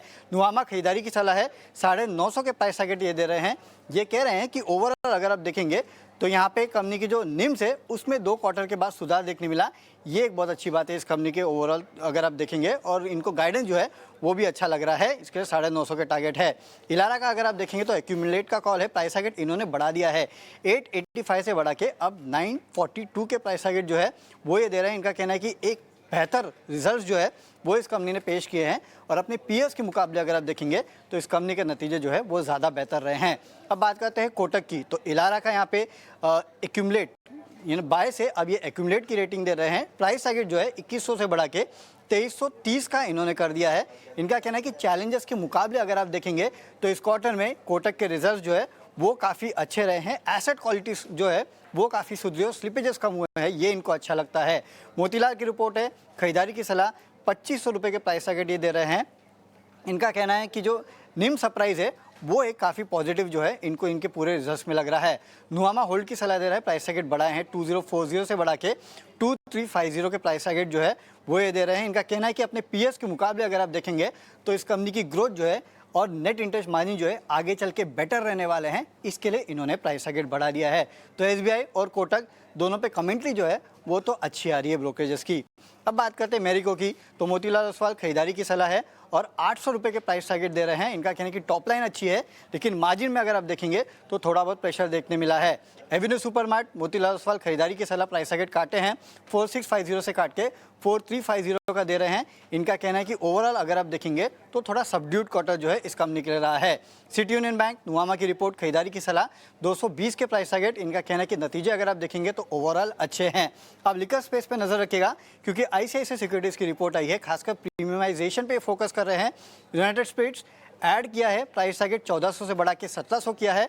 और यूनाइटेड बेवरेज पे अगर आप देखेंगे तो कवरेज की शुरुआत की है ऐड रेटिंग के साथ, प्राइस टारगेट 2300 का ये दे रहे हैं। बिल्कुल, तो कई सारे स्टॉक्स जो आज के सत्र में ब्रोकरेज रिपोर्ट्स के दम पर फोकस में रहेंगे। एक करके एक हमारे टेक्निकल मेहमानों से उनका नजरिया भी लेंगे, लेकिन एक छोटे से ब्रेक के बाद बने रहिए हमारे साथ। लाइव में ब्रेक के बाद फिर एक बार आपका स्वागत है। हमारे साथ डिम्पी और मानसी मुंबई स्टूडियो से और हमारे मेहमान भी जुड़े हुए हैं। बैंकिंग कंपनियों के नतीजों पर हमने ब्रेक के पहले चर्चा की थी, लेकिन ब्रोकरेज रिपोर्ट्स के दम पर कई सारे स्टॉक्स फोकस में रहेंगे और उसी में से एक स्टॉक यूनाइटेड ब्रूअरीज की भी हम चर्चा कर रहे थे, जहां पर आईसीआईसीआई सिक्योरिटीज की रिपोर्ट आई है। एड रेटिंग के साथ 2300 रुपये प्रति शेयर का लक्ष्य दिया है। उनका नजरिया काफी पॉजिटिव। उनका मानना है कि 13% का रेवेन्यू CAGR कंपनी अगले कुछ सालों में रिपोर्ट कर पाएगी और वॉल्यूम ग्रोथ मोमेंटम भी काफी अच्छा होगा। गौरांग सर, आपसे पूछना चाहूंगी, अल्को बेवरेज इंडस्ट्री पर आपका क्या व्यू होगा? United Spirits, United Breweries, Radico Khaitan, इस सेक्टर पर से इंडिया में अभी भी पर कैपिटा कंजम्पशन काफी स्लो है। फंडामेंटल्स के नजरिए से देखें तो क्या आपका व्यू पॉजिटिव होगा इस पूरे सेक्टर पर? खपत धीमी है, ये अच्छी बात है या बुरी बात है? मेरे ख्याल से इसमें थोड़ा आत्मचिंतन करना चाहिए। लेकिन हाँ, एक बात बिल्कुल मानता हूं कि जब भी अनिवार्य परिस्थितियां होती हैं तो सेवन इसका बहुत होता है। हाँ, एक दिक्कत बिल्कुल है कि कुछ राज्यों में प्रतिबंध होने के कारण कुछ असमंजस परिस्थितियां होती हैं, लेकिन मुझे नहीं लग रहा है कि ऐसी कंपनियों के पदार्थों पर किसी भी तरह का निजी तौर पर आप नियंत्रण कर पाएंगे। खपत होनी है, ये मेरे ख्याल से वास्तविकता है। और जहां तक इस क्षेत्र का सवाल रहा, मेरे ख्याल से काफी चर्चा में आते हैं ये साल के अंत में, क्रिसमस के टाइम पर, न्यू ईयर के टाइम पर, तीज त्योहार के टाइम पर, कभी कभी थोड़ा बहुत शादी ब्याह के माहौल में। तो यूनाइटेड बेवरेजेस पर हमारी बुनियादी तर्क के आधार पर खरीदारी की राय है। क्षेत्र अच्छा लगता है और हमें लग रहा है कि इस कंपनी के पास जो ब्रांड्स हैं वो काफी प्रचलित और लोग काफी पसंद करते हैं। और सबसे अच्छी बात ये क्षेत्र की है कि उपभोक्ताओं की जो चाहत होती है, यानी कि जो कंज्यूमर लॉयल्टी होती है, प्रोडक्ट रिकॉल होता है, इस कंपनी के ब्रांड्स के लिए सर्वोच्च स्तर पर। ये नजरिया अल्को बेवरेज इंडस्ट्री पर, यूनाइटेड ब्रूअरीज पर एक बड़ी रिपोर्ट जिसके चलते स्टॉक आज फोकस में होगा। लेकिन इस बीच वुमेन फ्रॉम मोतीलाल ओसवाल शिवांगी शारदा भी हमारे साथ जुड़ चुकी है। Shivangi, good morning. सबसे पहले आज सुबह के स्टॉक स्पेसिफिक आइडियाज आपके कौन से होंगे? मॉर्निंग कॉल्स सबसे पहले वो बता दीजिए।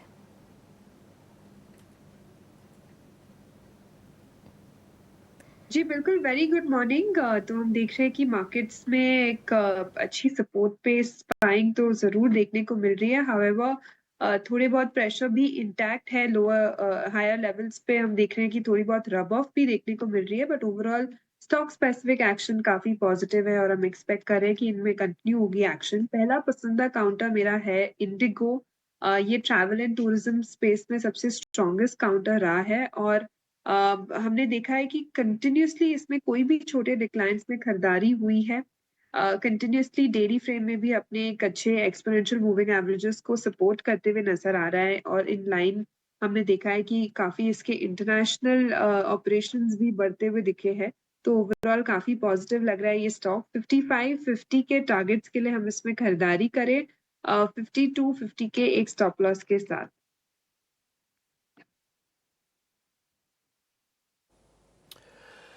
ठीक है। तो शिवांगी, आपको कुछ एक स्टॉक्स पे बता रही हैं जो उनकी आज पसंदीदा लिस्ट में है। इंटरग्लोब एविएशन, एक बार आपको ध्यान है पहले भी शिवांगी ने आपको बताया था करीब 4300-4400 का रेट था, तब ये शेयर 4800 तक भी गया था और उस समय पीछे की स्टोरी यही थी कि हाँ थोड़ा क्रूड डाउन हुआ है। इस बार भी स्टोरी यही है कि $60 से क्रूड नीचे पहुंचा, ब्रेकआउट का कैंडिडेट है, एक चरण का बेनिफिट ऑलरेडी ले चुका है, दूसरे चरण का बेनिफिट आएगा। छुट्टियां हैं, 65% मार्केट कैप है इसका, मार्केट शेयर है इनफैक्ट, तो बहुत सारी चीज़ इसके हक में जाती हैं।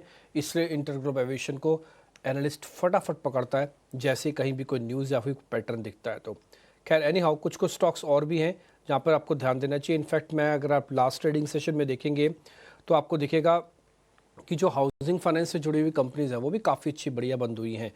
एक पीएनबी हाउसिंग है जो डेज हाई पे बंद हुआ 4%, और साथ ही साथ उसके रिजल्ट्स का इम्पैक्ट अभी तक चल रहा है उस पर। गौरांग शाह हमारे साथ है, शिवांगी भी है और साथ ही कुणाल परार भी है। गौरांग सर नमस्ते। सर पीएनबी हाउसिंग आपकी वॉच लिस्ट में है? अगर है तो थोड़ा खिंचा है सर रिजल्ट्स के बाद, इसको देख के किसी दूसरे पे जा सकते हैं जैसे कैनफिन होम्स या कोई और जीआईसी भी है इसके अंदर लिस्टेड, या फिर पीएनबी पे ही आप रहेंगे, टिके रहिए?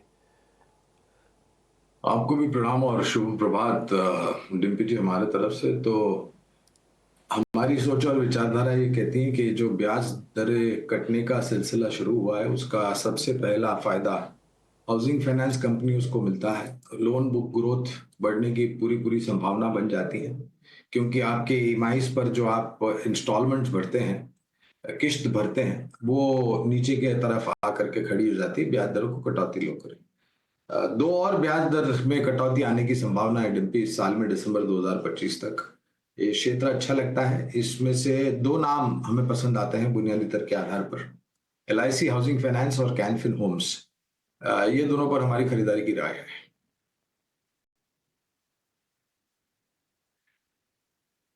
एक और शेयर भी है एमसीएक्स, ये भी काफ़ी बढ़िया तरीके से चला और इसने डेज हाई के आसपास आके क्लोजिंग दी है। कुणाल परार, एक बार एमसीएक्स पे आपकी रिकमेंडेशन और चल सकता है क्या, चेक करेंगे आप?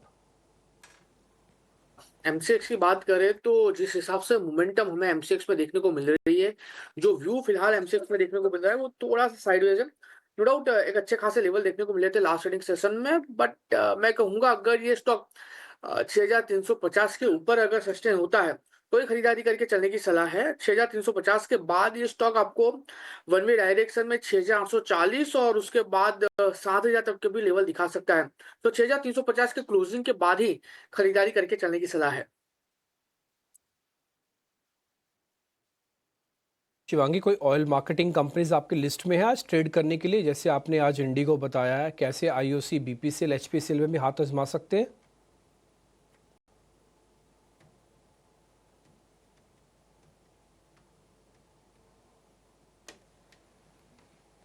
शिवांगी, ऑयल मार्केटिंग कंपनीज पर आपका टेक, आवाज आ रही होगी आई होप।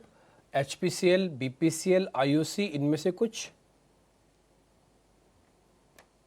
जी बिल्कुल, ऑयल मार्केटिंग कंपनीज की यहाँ बात करें तो हमने देखा है कि ऑफ कोर्स यहाँ पे एक काफी मूवमेंट रहा है क्रूड ऑयल के प्राइसेस के मूवमेंट की वजह से, बट ओवरऑल काफी वॉलेटिलिटी बरकरार रहेगी यहाँ पे और स्टॉप लॉस के साथ ही ट्रेड करने। सबसे आउट ऑफ द बेस्ट सबसे आईओसी का सेटअप जो है वो काफी बेहतरीन नजर आ रहा है और यहाँ पे हम नजर रख सकते हैं इसको 150 तक के टारगेट्स के लिए।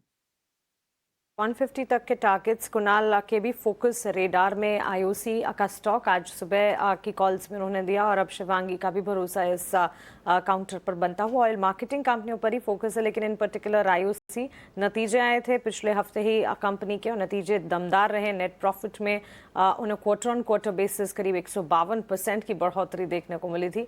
डिविडेंड भी डिक्लेयर किया था कंपनी ने करीब 3 रुपये प्रति शेयर का। वहां से आईओसी का स्टॉक मूव कर रहा है। अब कच्चे तेल की चाल में जो कमजोरी है उसका इम्पैक्ट आ सकता है ऑयल मार्केटिंग कंपनीज पर, इस पर खास तौर से हमें नजर रखनी चाहिए।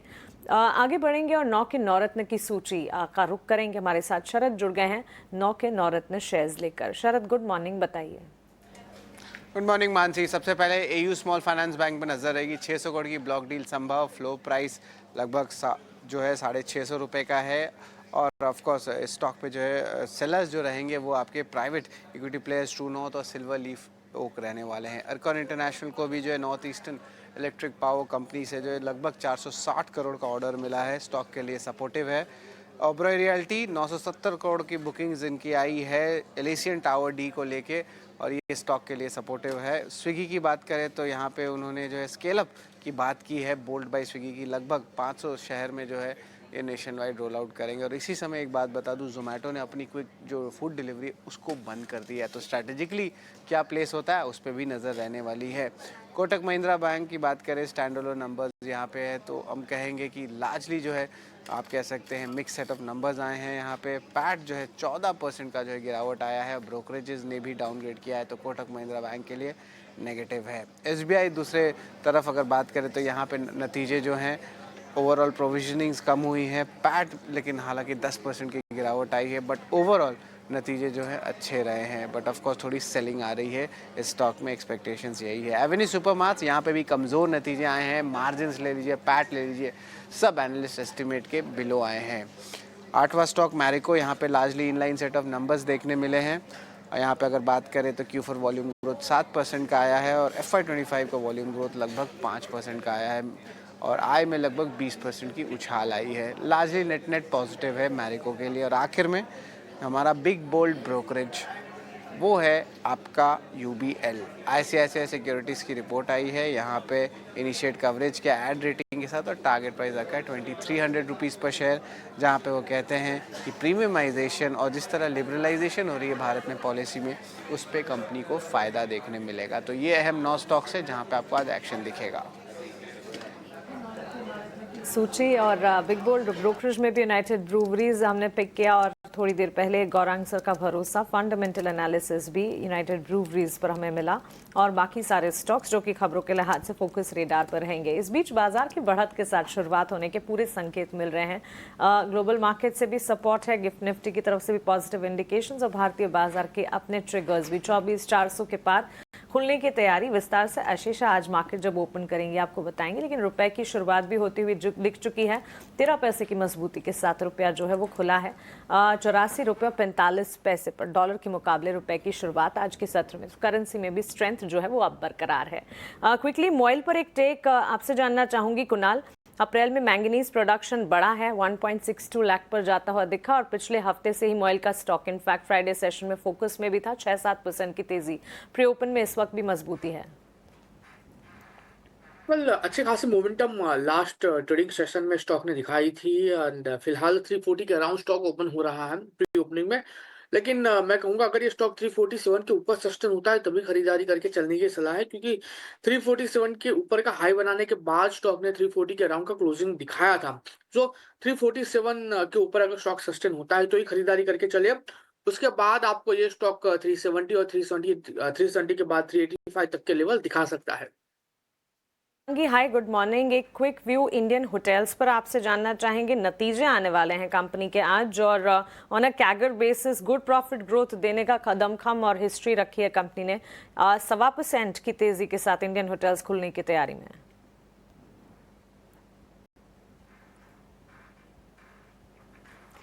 Shivangi please unmute yourself.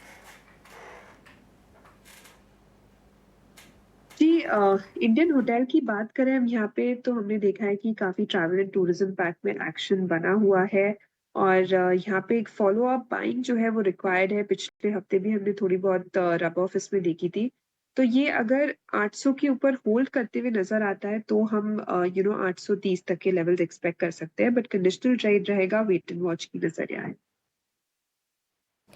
ठीक है, तो वेट एंड वॉच का नजरिया इंडियन होटल्स पर 2.5 मिनट भारतीय बाजारों को खुलने के लिए।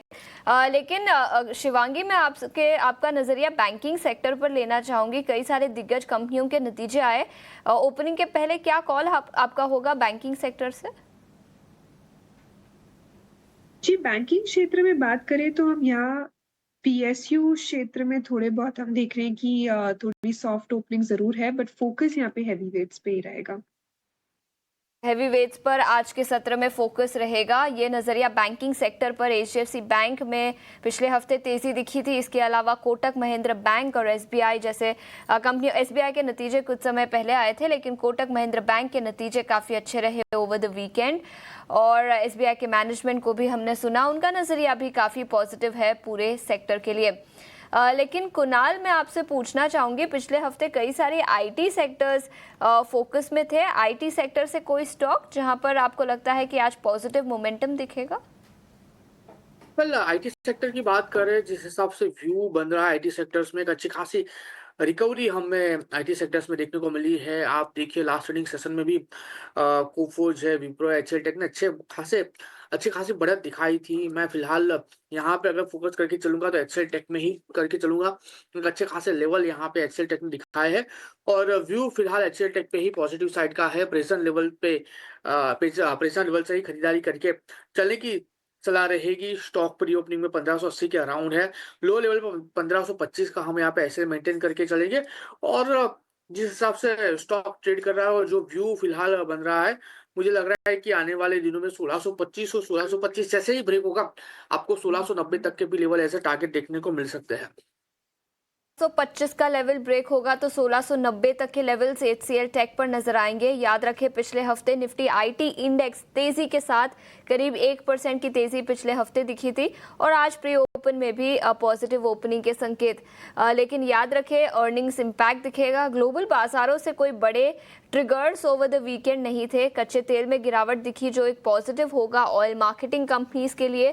कई सारे सेक्टर्स जो क्रूड ऑयल को कंज्यूम करते हैं उन सेक्टर्स के लिए भी पॉजिटिव खबर निकल कर आई। ब्रेंट क्रूड $60 पर बैरल के नीचे फिसलता हुआ कुछ ही सेकंड्स में भारतीय बाजार खुलते हुए नजर आएंगे। प्री ओपन रेट पॉजिटिव थे, नतीजों के दम पर कई सारे स्टॉक्स फोकस में रहेंगे और फर्स्ट रेट्स आपके स्क्रीन पर आते हुए निफ्टी करीब 80 अंकों की तेजी के साथ शुरू होता हुआ 24,415 430 के लेवल्स के आसपास पॉजिटिव ओपनिंग भारतीय बाजारों के लिए। सेंसेक्स 315 अंक ऊपर और निफ्टी बैंक में भी 125 निफ्टी बैंक में करीब 60 अंकों की तेजी आज के सत्र में दिखी है। 55,200 के पार निफ्टी बैंक कारोबार करता हुआ। कुछ इंडिविजुअल स्टॉक्स पर नजर डालते हैं। अदानी पोर्ट्स 1.5% ऊपर, टाटा मोटर्स में 1.5% से ज्यादा की तेजी दिखी है। एशियन पेंट्स भी ऊपर, श्रीराम फाइनेंस 1.5% ऊपर। तो ये कुछ टॉप गेनर्स निफ्टी 50 इंडेक्स से। लूजिंग साइड पर ऑयल में गिरावट दिखी ब्रेंट क्रूड में, जिसके चलते ओएनजीसी 3.5% की गिरावट के साथ कारोबार करता हुआ। कोटक महिंद्रा बैंक नतीजों के बाद यहां पर भी नेगेटिव रिएक्शन 2.5% से ज्यादा नीचे। जेएसडब्ल्यू स्टील यहां पर भी आज के सत्र में कमजोरी दिखी है। इंडिविजुअल सेक्टर्स की बात कर लेते हैं। इंडेक्स लेवल पर तो अच्छा एक्शन, सभी सेक्टोरल इंडिसेस हरे निशान में कारोबार करते हुए। ऑटो सेक्टर में सबसे ज्यादा तेजी दिखी है। टाटा मोटर्स 1.5% से ज्यादा की तेजी। एमएनएम याद रखें नतीजे आएंगे आज और नतीजों के पहले एमएनएम भी 1.5% से ज्यादा की तेजी के साथ कारोबार करता हुआ। TVS motor, Balkrishna industries, Ashok Leyland, MRF सभी ऑटो सेक्टर के स्टॉक्स में आज के सत्र में तेजी दिखी है। एफएमसीजी सेक्टर की बात करें तो यहां पर भी सभी स्टॉक्स हरे निशान में कारोबार करते हुए। मैरिको 3.5% की शानदार तेजी यहां पर। नतीजे आए over the weekend, volume growth भी काफी अच्छा रहा, मैनेजमेंट की कमेंट्री काफी अच्छी रही। मैरिको 723 के आसपास 3.5% ऊपर खुलता हुआ। रैडिको खैतान 1.5% ऊपर। वरुण बेवरेजेस, यूनाइटेड ब्रूअरीज, हमने अभी आईसीआईसीआई सिक्योरिटीज के रिपोर्ट की बात की थी। यूनाइटेड ब्रूअरीज 1% ऊपर। Britannia, United Spirits, Tata Consumer सभी स्टॉक्स आधे से 1% से ज्यादा की तेजी के साथ कारोबार करते हुए। आईटी सेक्टर प्री ओपन में हमने बात की थी, वहां पर तेजी थी। परसिस्टेंट सिस्टम्स, एलटीआई माइंट्री, एम्फेसिस सभी स्टॉक्स आधे से 1% से ज्यादा की तेजी के साथ कारोबार करते हुए। तो ऑल इन ऑल मार्केट का टेक्सचर काफी अच्छा है। हरे निशान में शुरुआत हुई इस हफ्ते की। इंडिविजुअल स्टॉक्स कई सारे आज के सत्र में फोकस में रहेंगे। नतीजों के दम पर कई सारे स्टॉक्स में एक्शन दिखेगा। सिटी यूनियन बैंक की बात करें तो 5% से ज्यादा की तेजी यहां पर। ब्रॉडर मार्केट्स पर नजर डालते हैं। सोनाटा सॉफ्टवेयर 3% ऊपर। इरकॉन इंटरनेशनल कंपनी को कुछ नए ऑर्डर्स मिले हैं, रेलवे सेक्टर की ये कंपनी इरकॉन इंटरनेशनल 3% से ज्यादा की तेजी यहां पर। फिनोलेक्स केबल्स यहां पर भी 3% से तेजी दिखी है। इसी के साथ हीट मैप भी हम आपके लिए स्क्रीन पर लेकर आएंगे। इंडिविजुअल सेक्टर्स जहां पर सबसे ज्यादा एक्शन दिखा है, लेकिन इंडिविजुअल इंडिसेस की बात करें तो निफ्टी जैसे मैंने बताया 80 अंकों की तेजी 24,430 के आसपास कारोबार करता हुआ। स्मॉल और मिड कैप इंडेक्स में भी अच्छा एक्शन। निफ्टी बैंकिंग इंडेक्स भी हरे निशान में कारोबार करता हुआ। निफ्टी में Asian paints, Shriram finance, Adani ports, Titan ये टॉप गेनर्स निफ्टी 50 इंडेक्स से। हालांकि ONGC, वेदांता जैसे ऑयल मार्केटिंग कंपनीज में तेजी है, लेकिन ऑयल प्रोड्यूसिंग कंपनीज में आज गिरावट दिखी है। निफ्टी बैंक में IDFC फर्स्ट बैंक 1% ऊपर, HDFC बैंक और ICICI बैंक में भी अच्छा एक्शन दिखा है। IT सेक्टर से Persistent Systems, Mphasis, HCL tech, Coforge सभी आधे से 1% से ज्यादा की तेजी के साथ कारोबार करते हुए। रियल एस्टेट सेक्टर पिछले कुछ दिनों से यहां पर भी एक्शन दिखा है। शोभा लाल निशान में कारोबार करता हुआ, लेकिन all in all real estate sector के सभी स्टॉक्स भी हरे निशान में कारोबार करते हुए। ऑटो सेक्टर से टाटा मोटर्स 1.5% ऊपर, इनफैक्ट निफ्टी 50 के टॉप गेनर्स में शामिल। Tata Motors, Balkrishna industries, M&M, MRF सभी स्टॉक्स में आज अच्छा एक्शन दिखा है और मिड कैप इंडेक्स के ब्रॉडर मार्केट्स में भी अच्छा एक्शन आज के सत्र में। तो ऑल इन ऑल अच्छी शुरुआत भारतीय बाजारों के लिए और हफ्ते की भी अच्छी शुरुआत निकल कर आई है।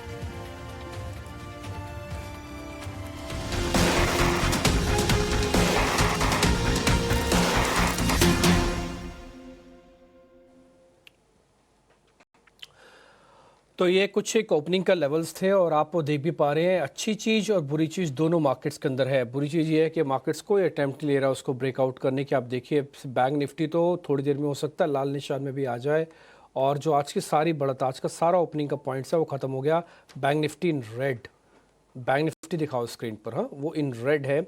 और निफ्टी के अंदर जो बढ़त है करीब 90 पॉइंट की है, उसमें भी रिलायंस का काफ़ी बड़ा योगदान है, ये भी आप नोटिस कर रहे होंगे। एक बार ज़रा दिखाइएगा AU स्मॉल फाइनेंस, जहाँ पर करीब 1.5% इक्विटीज़ का एक्सचेंज हुआ है, इसका इंट्राडे चार्ट एक बार फायर करना। SBI और कोटक का भी चार्ट फटाफट से फायर कर दो स्क्रीन पर, जल्दी जल्दी फायर करते हैं जो मैं बोलता जा रहा हूँ। अगर आप देखेंगे तो बहुत तेज़ी से उतार चढ़ाव है मार्केट्स के अंदर। और एक और बात, इंडिया विक्स अभी भी 18.5 पे खड़ा है, ये आपको शांति से तो बैठने नहीं देगा, ये पॉइंट भी आप नोटिस रखिएगा। ये कोटक महिंद्रा बैंक है, करीब 4% की गिरावट है, ये नंबर्स का इम्पैक्ट। एक बार SBI भी दिखाओ, हाँ SBI भी आपको दिखेगा, दोनों ही लाल निशान में, तो दोनों नंबर्स के बाद का प्रॉफिट बुकिंग झेलते हुए। और साथ ही AU स्मॉल फाइनेंस भी करीब 1.5% इक्विटीज़ के बाद अभी थोड़ा प्रेशर में देखने को मिल रहा है, इसलिए थोड़ा बैंक निफ्टी पे प्रेशर आया। 2 वेटेज वाले शेयरों का रिजल्ट्स इम्पैक्ट नोटिस हो रहा है। खैर आगे बढ़ते हैं। कुणाल परार, आपने मार्केट्स खुलने के बाद सौदे चेक कर लिए होंगे, एक बार जरा आपका ओपनिंग ट्रेड। डेफिनेटली डिम्पी जी, बहुत बढ़िया स्टॉक हाथ में आया है। स्टॉक का नाम है बायोकॉन, 325 के अराउंड स्टॉक ट्रेड कर रहा है मल्टीपल सपोर्ट के साथ, और स्टॉक जो उसका जो प्रीवियस टॉप था 325 उसके ऊपर ही ट्रेड कर रहा है। खरीदारी करके चलने की सलाह है। 326 हो गया है स्टॉक, 326 के अराउंड ही खरीदारी करके चले। 317 का हम यहाँ पे एसएल मेंटेन करके चलेंगे। स्टॉक टारगेट की बात करें तो 333 का पहला टारगेट है, और अल्टीमेट टारगेट की बात करें तो उसका जो प्रीवियस टॉप है 345 के अराउंड का, वो हमारा दूसरा टारगेट होगा। तो बायोकॉन खरीदारी करके चलने की सलाह है 317 के एसएल के साथ। 333, 345 2 टारगेट हमें यहाँ पे देखने को मिल सकते हैं। बायोकॉन पे आप ध्यान रखिएगा, एक बढ़िया 3-4 दिन के इनडिसाइसिव कैंडल्स के बाद आज थोड़ा डिसाइसिव मूव आप मार्केट के अंदर आ रहा है। एक काम करेंगे, आप जरा बायोकॉन दिखा भी दीजिए स्क्रीन पर, मैंने डाला है, सर ने कैसे पकड़ा हुआ इस शेयर को मैं ये भी समझा देता हूँ आपको, आप देख लीजिएगा। आप देखेंगे 1 2 3, एक बार स्क्रीन पर चार्ट दिखाना, हाँ 1 2 3, ये 3 दिन की इनडिसाइसिव कॉल्स है। आज मार्केट के अंदर तेज़ मोमेंटो आया है, ये सारा एनगल्फ हो रहा है, सारा खाया जा रहा है। और जहाँ पे सर ने आपको टारगेट दिया है ये वो ग्रीन वाली लाइन है, और उसके बाद का टारगेट दूसरा ये है। 317 का एक स्टॉप लॉस लगा के इस पे ध्यान रखिएगा। और एक बहुत ही ब्यूटीफुल बॉटम भी है, अगर आप यहाँ पे चेक करना चाहें तो ये भी आपकी स्क्रीन पे मैंने ड्रॉ करके दिखाया। बढ़ता हुआ राइजिंग है, बायोकॉन सर ने आपको ढूंढ के दे दिया। शिवांगी, आप भी जरा बता दीजिए आपकी तरफ से कौन सा शेयर होगा। जी बिल्कुल, मॉर्निंग ट्रेड के हिसाब से हम देख रहे हैं मार्केट्स में अच्छी बाइंग है, लेकिन मैं यहाँ पे रीआइट्रेट करना चाहती हूँ मॉर्निंग आइडिया कोई इंडिगो पे मेरी नजर है। स्टॉक में आज अच्छी बाइंग इंटरेस्ट भी इमर्ज हो रही है, ओपन इंटरेस्ट और वॉल्यूम्स के साथ कंफर्मेशन भी मिल रहा है। काफी स्ट्रॉन्ग काउंटर रहा है आउट परफॉर्मेंस के साथ, और वीक ऑन वीक बेसिस पे हमने देखा है यहाँ पे बाइंग कंटिन्यू होते हुए दिखी है। तो यहाँ पे नजर रहेगी खरीदारी की, और जो करीबन नेक्स्ट टारगेट्स है वो 55-50 के लिए हम इसमें प्रॉफिट्स आधे बुक करें, बट आगे रीआइट्रेट करें 5700 तक के लेवल्स के लिए 5400 के एक स्टॉप के साथ। वैसे आपके सारे टारगेट आज के जो आपने सुबह पहले दिए थे वो हो गए, गैप के साथ ही पूरे होंगे वो तो इंटरग्लोब में तो। जी बिल्कुल, टारगेट्स जो है वो आगे ट्रेल करें आगे, और स्टॉप लॉसेस भी। स्टॉप लॉसेस तो अब ट्रेल करना ही होगा, क्योंकि अब ये शेयर आप देखेंगे तो 5500 के ऊपर आ गया और 5550 का पहला टारगेट है, 5700 तक का दूसरा, 5400 का अब एक स्टॉप लॉस है। मैं अब एक बार आपको चार्ट भी दिखा देता हूँ। थोड़ा गर्म शेयर है, एकदम से चलता है और तो बढ़िया मूव देता है। आज गैप भी है और ये स्ट्रॉन्ग गैप है, ये छोटा मोटा गैप नहीं है। एक बार स्क्रीन पर दिखाइएगा मेरे इंडिगो भी, आप देखेंगे इसके अंदर एक बढ़िया वाला गैप है और आज एक गैप के साथ खिंच रहा है ऊपर। ये प्रीवियस हाई को भी ब्रेक कर सकता है, इस गैप में इतनी ताकत तो है। तो इसलिए शिवांगी ने ये कहा है आपसे कि अगर आप इस शेयर के साथ हैं तो बने रहिए। एक मैं छोटी सी रिक्वेस्ट और करूंगा, अगर आप इंडिगो नहीं लेना चाहते और आपको लग रहा है मेरे हाथ से शेयर थोड़ा खिंच गया है, ये चला हुआ शेयर था, तो फिर आप चाहें तो थोड़ा कम वॉल्यूम के साथ भी ट्रेड कर सकते हैं या छोड़ भी सकते हैं। अपने फाइनेंशियल लिवरेज को, अपने फाइनेंशियल चीज़ों को चेक करके लेना है। स्टॉप लॉस और टारगेट एक बार वापस से स्क्रीन पे दिखाओ। 5400 का टारगेट स्टॉप लॉस है और 5550 और फिर 5600 प्लस तक के टारगेट, 5700 तक के टारगेट आपको दिख जाएंगे। गुरांग सर के पास आऊँगा मैं सीधा। ट्रेड ऐसे टेक्निकली तो नहीं पूछूंगा, लेकिन हाँ वैल्यू हंटिंग कहाँ पे की जा सकती है ये पूछना बहुत ज़रूरी है। गुरांग सर, वैल्यू हंटिंग कहाँ पे की जा सकती है?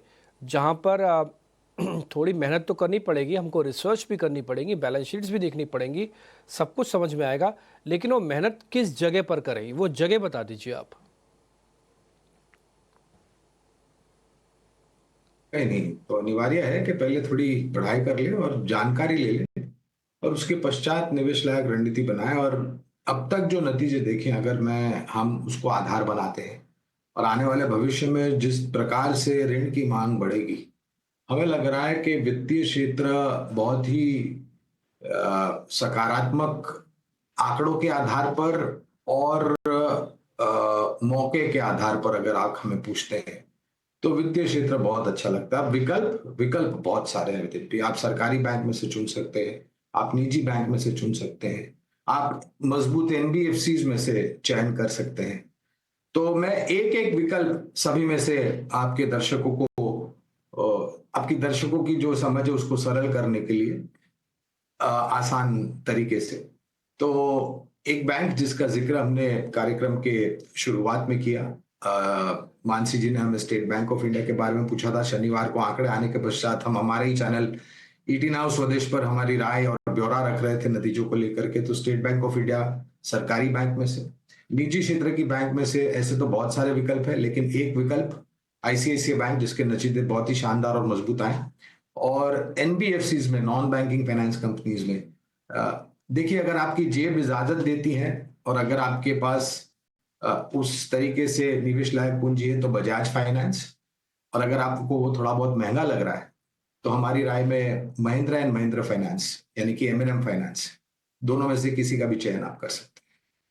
चलिए, बैंक्स एंड फाइनेंशियल्स पर अपना फंडामेंटल एनालिसिस देते हुए गौरांग शाह, और technically on short term basis तो हमारे एक्सपर्ट्स की एक्सपर्टीज़ और टेक्निकल नुआंसेस को जानने की ज़रूरत है, लेकिन फंडामेंटली डीप डाइव एनालिसिस बेहद ज़रूरी हो जाता है। आपके पोर्टफोलियो को लंबी अवधि के लिए किस तरह से आप ड्रॉ करेंगे, ये जानने के लिए फंडामेंटल एनालिसिस, जैसे गौरांग सर अपने रैशनल में बता रहे हैं, ज़रूरी है। तो इस पर भी खास तौर से नज़र रखनी है। बाजार खुलने से ठीक पहले टेक्निकली हमारे एक्सपर्ट्स ने जो सारे स्टॉक्स आपको सुझाए थे, उन स्टॉक्स में इस वक्त देखिए मोमेंटम नज़र आ रहा है। सुबह सुबह पहली कॉल आईओसी की कुणाल परार ने हमें दी थी, और आईओसी में इन पर्टिकुलर उन्होंने बताया था कि टारगेट्स जो हैं, एक नहीं 2 टारगेट्स सुझाए थे और वहां से अप मूव्स जो है आते हुए नजर आएंगे, ये बात उन्होंने कही थी। आईओसी के स्टॉक प्राइस में इस वक्त अगर आप देखेंगे मजबूती का रुझान, और कुणाल के दिया हुआ पहला टारगेट जो अचीव होता है 147 के लेवल पर आईओसी का स्टॉक इस वक्त करीब 3% की तेजी दिखाते हुए।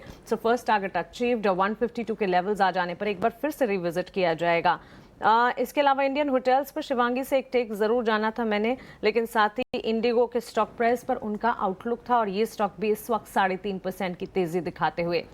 बाजार की मजबूत शुरुआत, और इस पर लगातार हमारे फंडामेंटल एक्सपर्ट्स, फंडामेंटल दिग्गज जो अपनी राय रख रहे हैं, उस पर विस्तार से आपको ऑन लॉन्ग टर्म बेसिस नजरिया रखना चाहिए, क्योंकि वो भी सही और सटीक साबित होती दिखती है।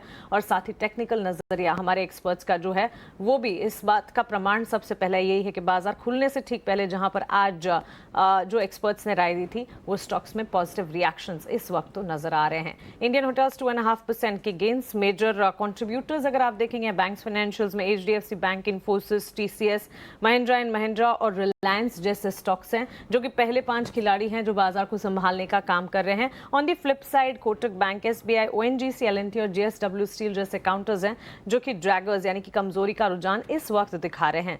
सेक्टर स्पेसिफिक बाजार की चाल को अगर समझने की कोशिश करेंगे, सबसे पहले निफ्टी IT इंडेक्स है।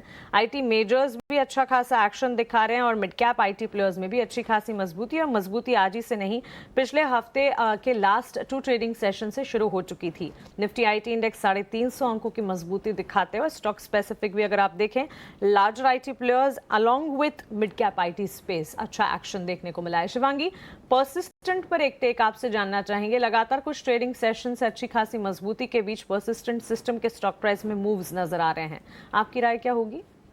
जी, परसिस्टेंट की बात करें, यहाँ पे IT क्षेत्र में कुछ स्टॉक्स हैं जो स्लो एंड स्टेडी काफी अच्छे ग्रेजुअल बेस बनाते हुए नजर आ रहे हैं। Persistent is one of them, और यहाँ पे हमने देखा है पिछले 5-6 दिनों में कंसोलिडेटिव बैंड में मूव करने के बाद यहाँ पे एक मूव देखने को मिल रही है। डिसाइसिवली 5500 के लेवल्स के ऊपर जब तक ये होल्ड करते हुए नजर आ रहा है तो हम नेक्स्ट 5650 तक के लेवल्स यहाँ एक्सपेक्ट कर सकते हैं। But of course slow and steady move है सेक्टर के, एक आउट परफॉर्मेंस का वेट करेंगे हम इस स्टॉक में एक अच्छी रैली कमेंस करने के लिए।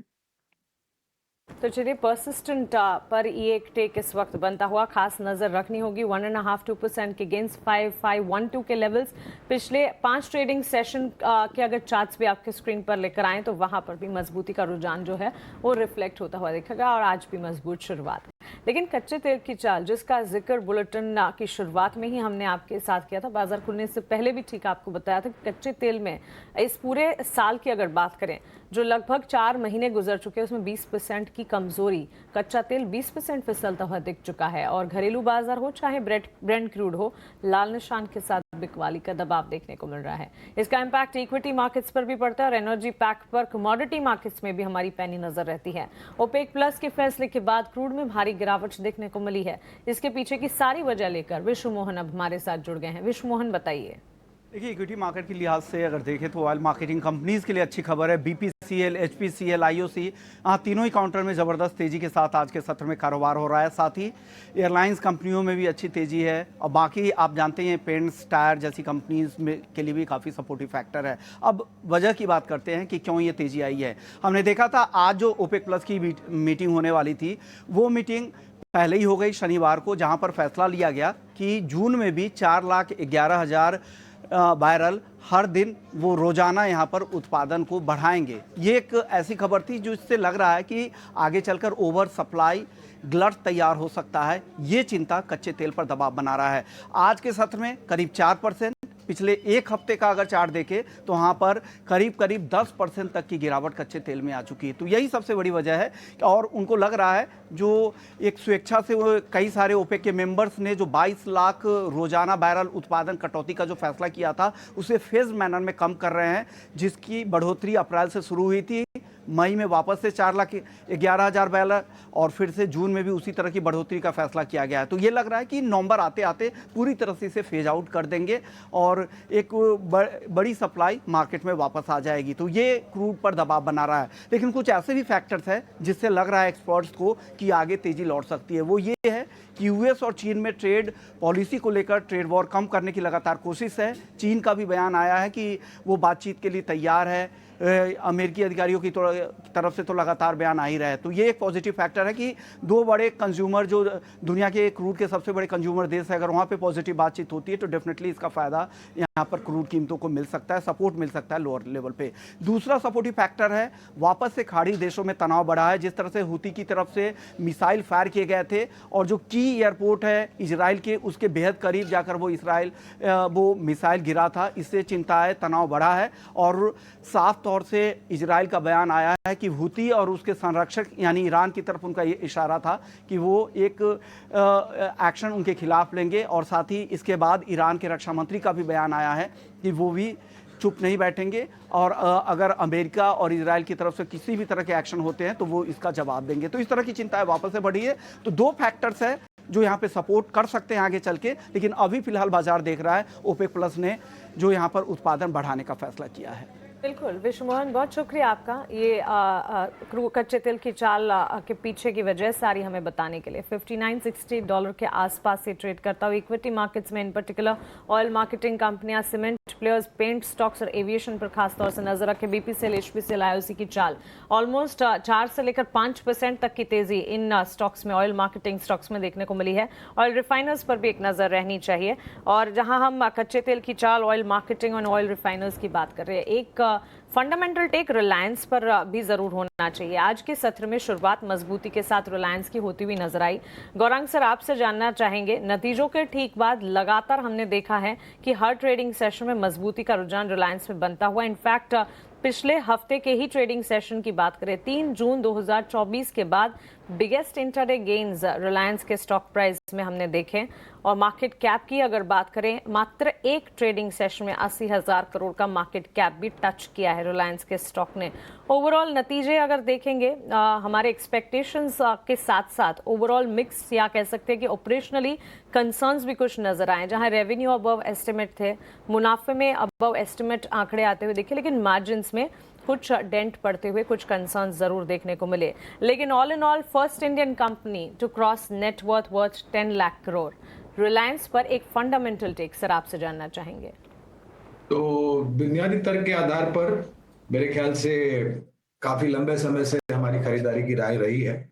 और मेरा ये मानना है मानसी के, देखिए अगर आपके पास लंबी अवधि का नजरिया है तो रिलायंस जैसे शेयर में आपको बिकवाली करने की कोई आवश्यकता नहीं है, बशर्ते कि आपके पास रुपयों की जरूरत हो। पहली बात। दूसरी बात, चौथी तिमाही के देखने के पश्चात हमने काफी सारे लक्ष्यांक को लेकर के परिवर्तन होते हुए देखे।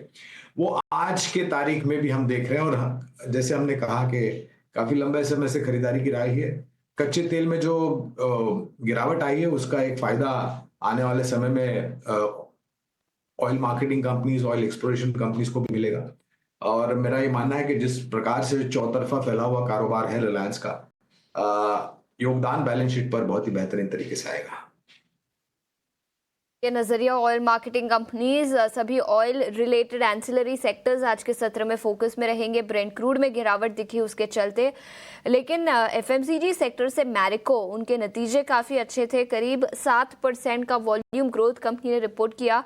14 क्वार्टर के ऊपरी स्तर पे वॉल्यूम ग्रोथ कंपनी का आया और इसी के चलते अच्छी खासी तेजी इस स्टॉक पर आज के सत्र में दिखी है।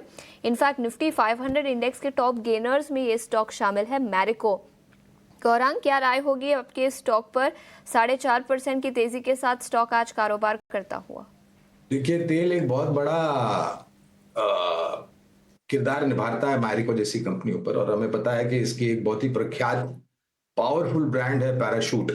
और इसके अलावा बाकी अन्य इनके पास प्रोडक्ट्स भी हैं जो काफी बेहतरीन तरीके से मार्केट शेयर है इनका यहाँ पर। और ये खपत से जुड़ी हुई एक कंपनी है, काफी लंबे समय से कामकाज कर रही है।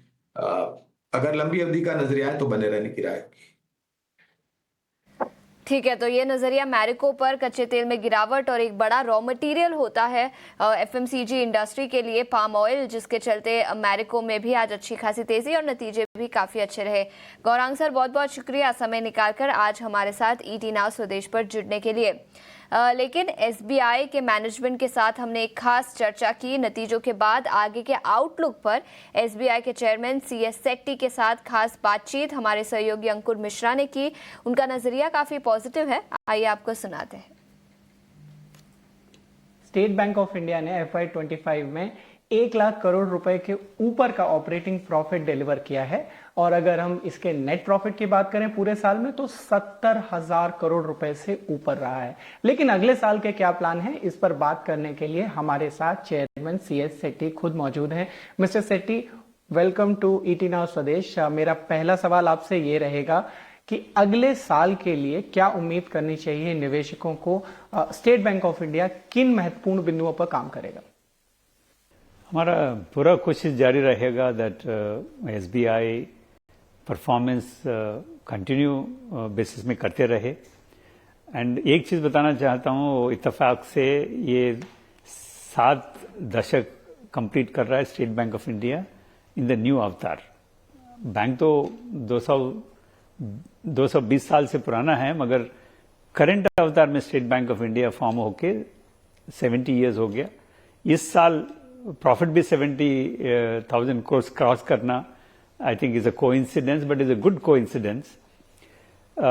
We will continue to strive to provide customer value. Customer service के लिए हमारा जो branch network है, हमारा strength है customers base. So I'm sure the performance will continue to be robust. There will be some challenges on the interest rate front and margin front, but I'm confident that we'll be doing better. Setty ji, पिछले साल depositors बड़े खुश थे क्योंकि interest rate थोड़े बेहतर थे, लेकिन अब हम देख रहे हैं कि बैंक थोड़ा सा उसमें मॉडरेशन कर रहे हैं. किस तरीके की एक्सपेक्टेशन रखनी चाहिए एसबीआई से? क्या आपको अभी भी लगता है कि जिस तरीके का रेट कट का गाइडेंस नजर आ रहा है, आरबीआई बताता तो नहीं है, लेकिन जिस तरीके की ट्रैजेक्टरी लग रही है, आपको लगता है डिपॉजिट रेट्स में और कमी हो सकती है? So the policy repo rate movement मेरे ख्याल से जारी रहेगा और रेट कट्स होने का संभावना है. जो मॉनेटरी ट्रांसमिशन आरबीआई चाहता है, जो सिस्टम में होना है, वो लोन के जरिए सिर्फ लोन के जरिए नहीं हो सकता है. वो डिपॉजिट भी मॉडरेट होना चाहिए, डिपॉजिट रेट भी. वो कितना डिपॉजिट रेट कट करेंगे आप इंडिविजुअल बैंक के ऊपर डिपेंड करता है. एसबीआई का पॉलिसी ये रहा है कि हमारा मार्जिन भी प्रोटेक्ट करे और कस्टमर को वैल्यू देते रहे. ये बैलेंसिंग एक्ट तो कभी हम always we will be doing it, but मेरे ख्याल से डिपॉजिट रेट में तो मॉडरेशन होना पूरा पॉसिबल है. जी, आपके डिपॉजिट ग्रोथ की रफ्तार की भी बात करें तो करीब 10% के आसपास रही है. अगले साल इसमें किस तरीके की संभावना है? क्या आपको इसमें ज्यादा मेहनत करनी पड़ेगी? मेहनत कासा में करना पड़ेगा जरूर, बिकॉज हम देख रहे हैं वो सेविंग्स बैंक से फिक्स डिपॉजिट मूवमेंट ज्यादा है. इफ यू सी हमारा ग्रोथ रेट भी सेविंग्स में अराउंड 3% था, बट फिक्स डिपॉजिट में ऑलमोस्ट 14% ग्रोथ रेट है. So obviously the customers know how to manage their asset portfolio, but savings और करंट अकाउंट ये कस्टमर सर्विस के ऊपर भी डिपेंड करता है. जी, हमारा ब्रांच नेटवर्क और हमारा कस्टमर सर्विस क्वालिटी हम बढ़ाना चाहते हैं. हम सर्विस क्वालिटी इंप्रूव करना चाहते हैं so that customer prefer to come and bank with us. हमारा कस्टमर बेस भी ज़्यादा है.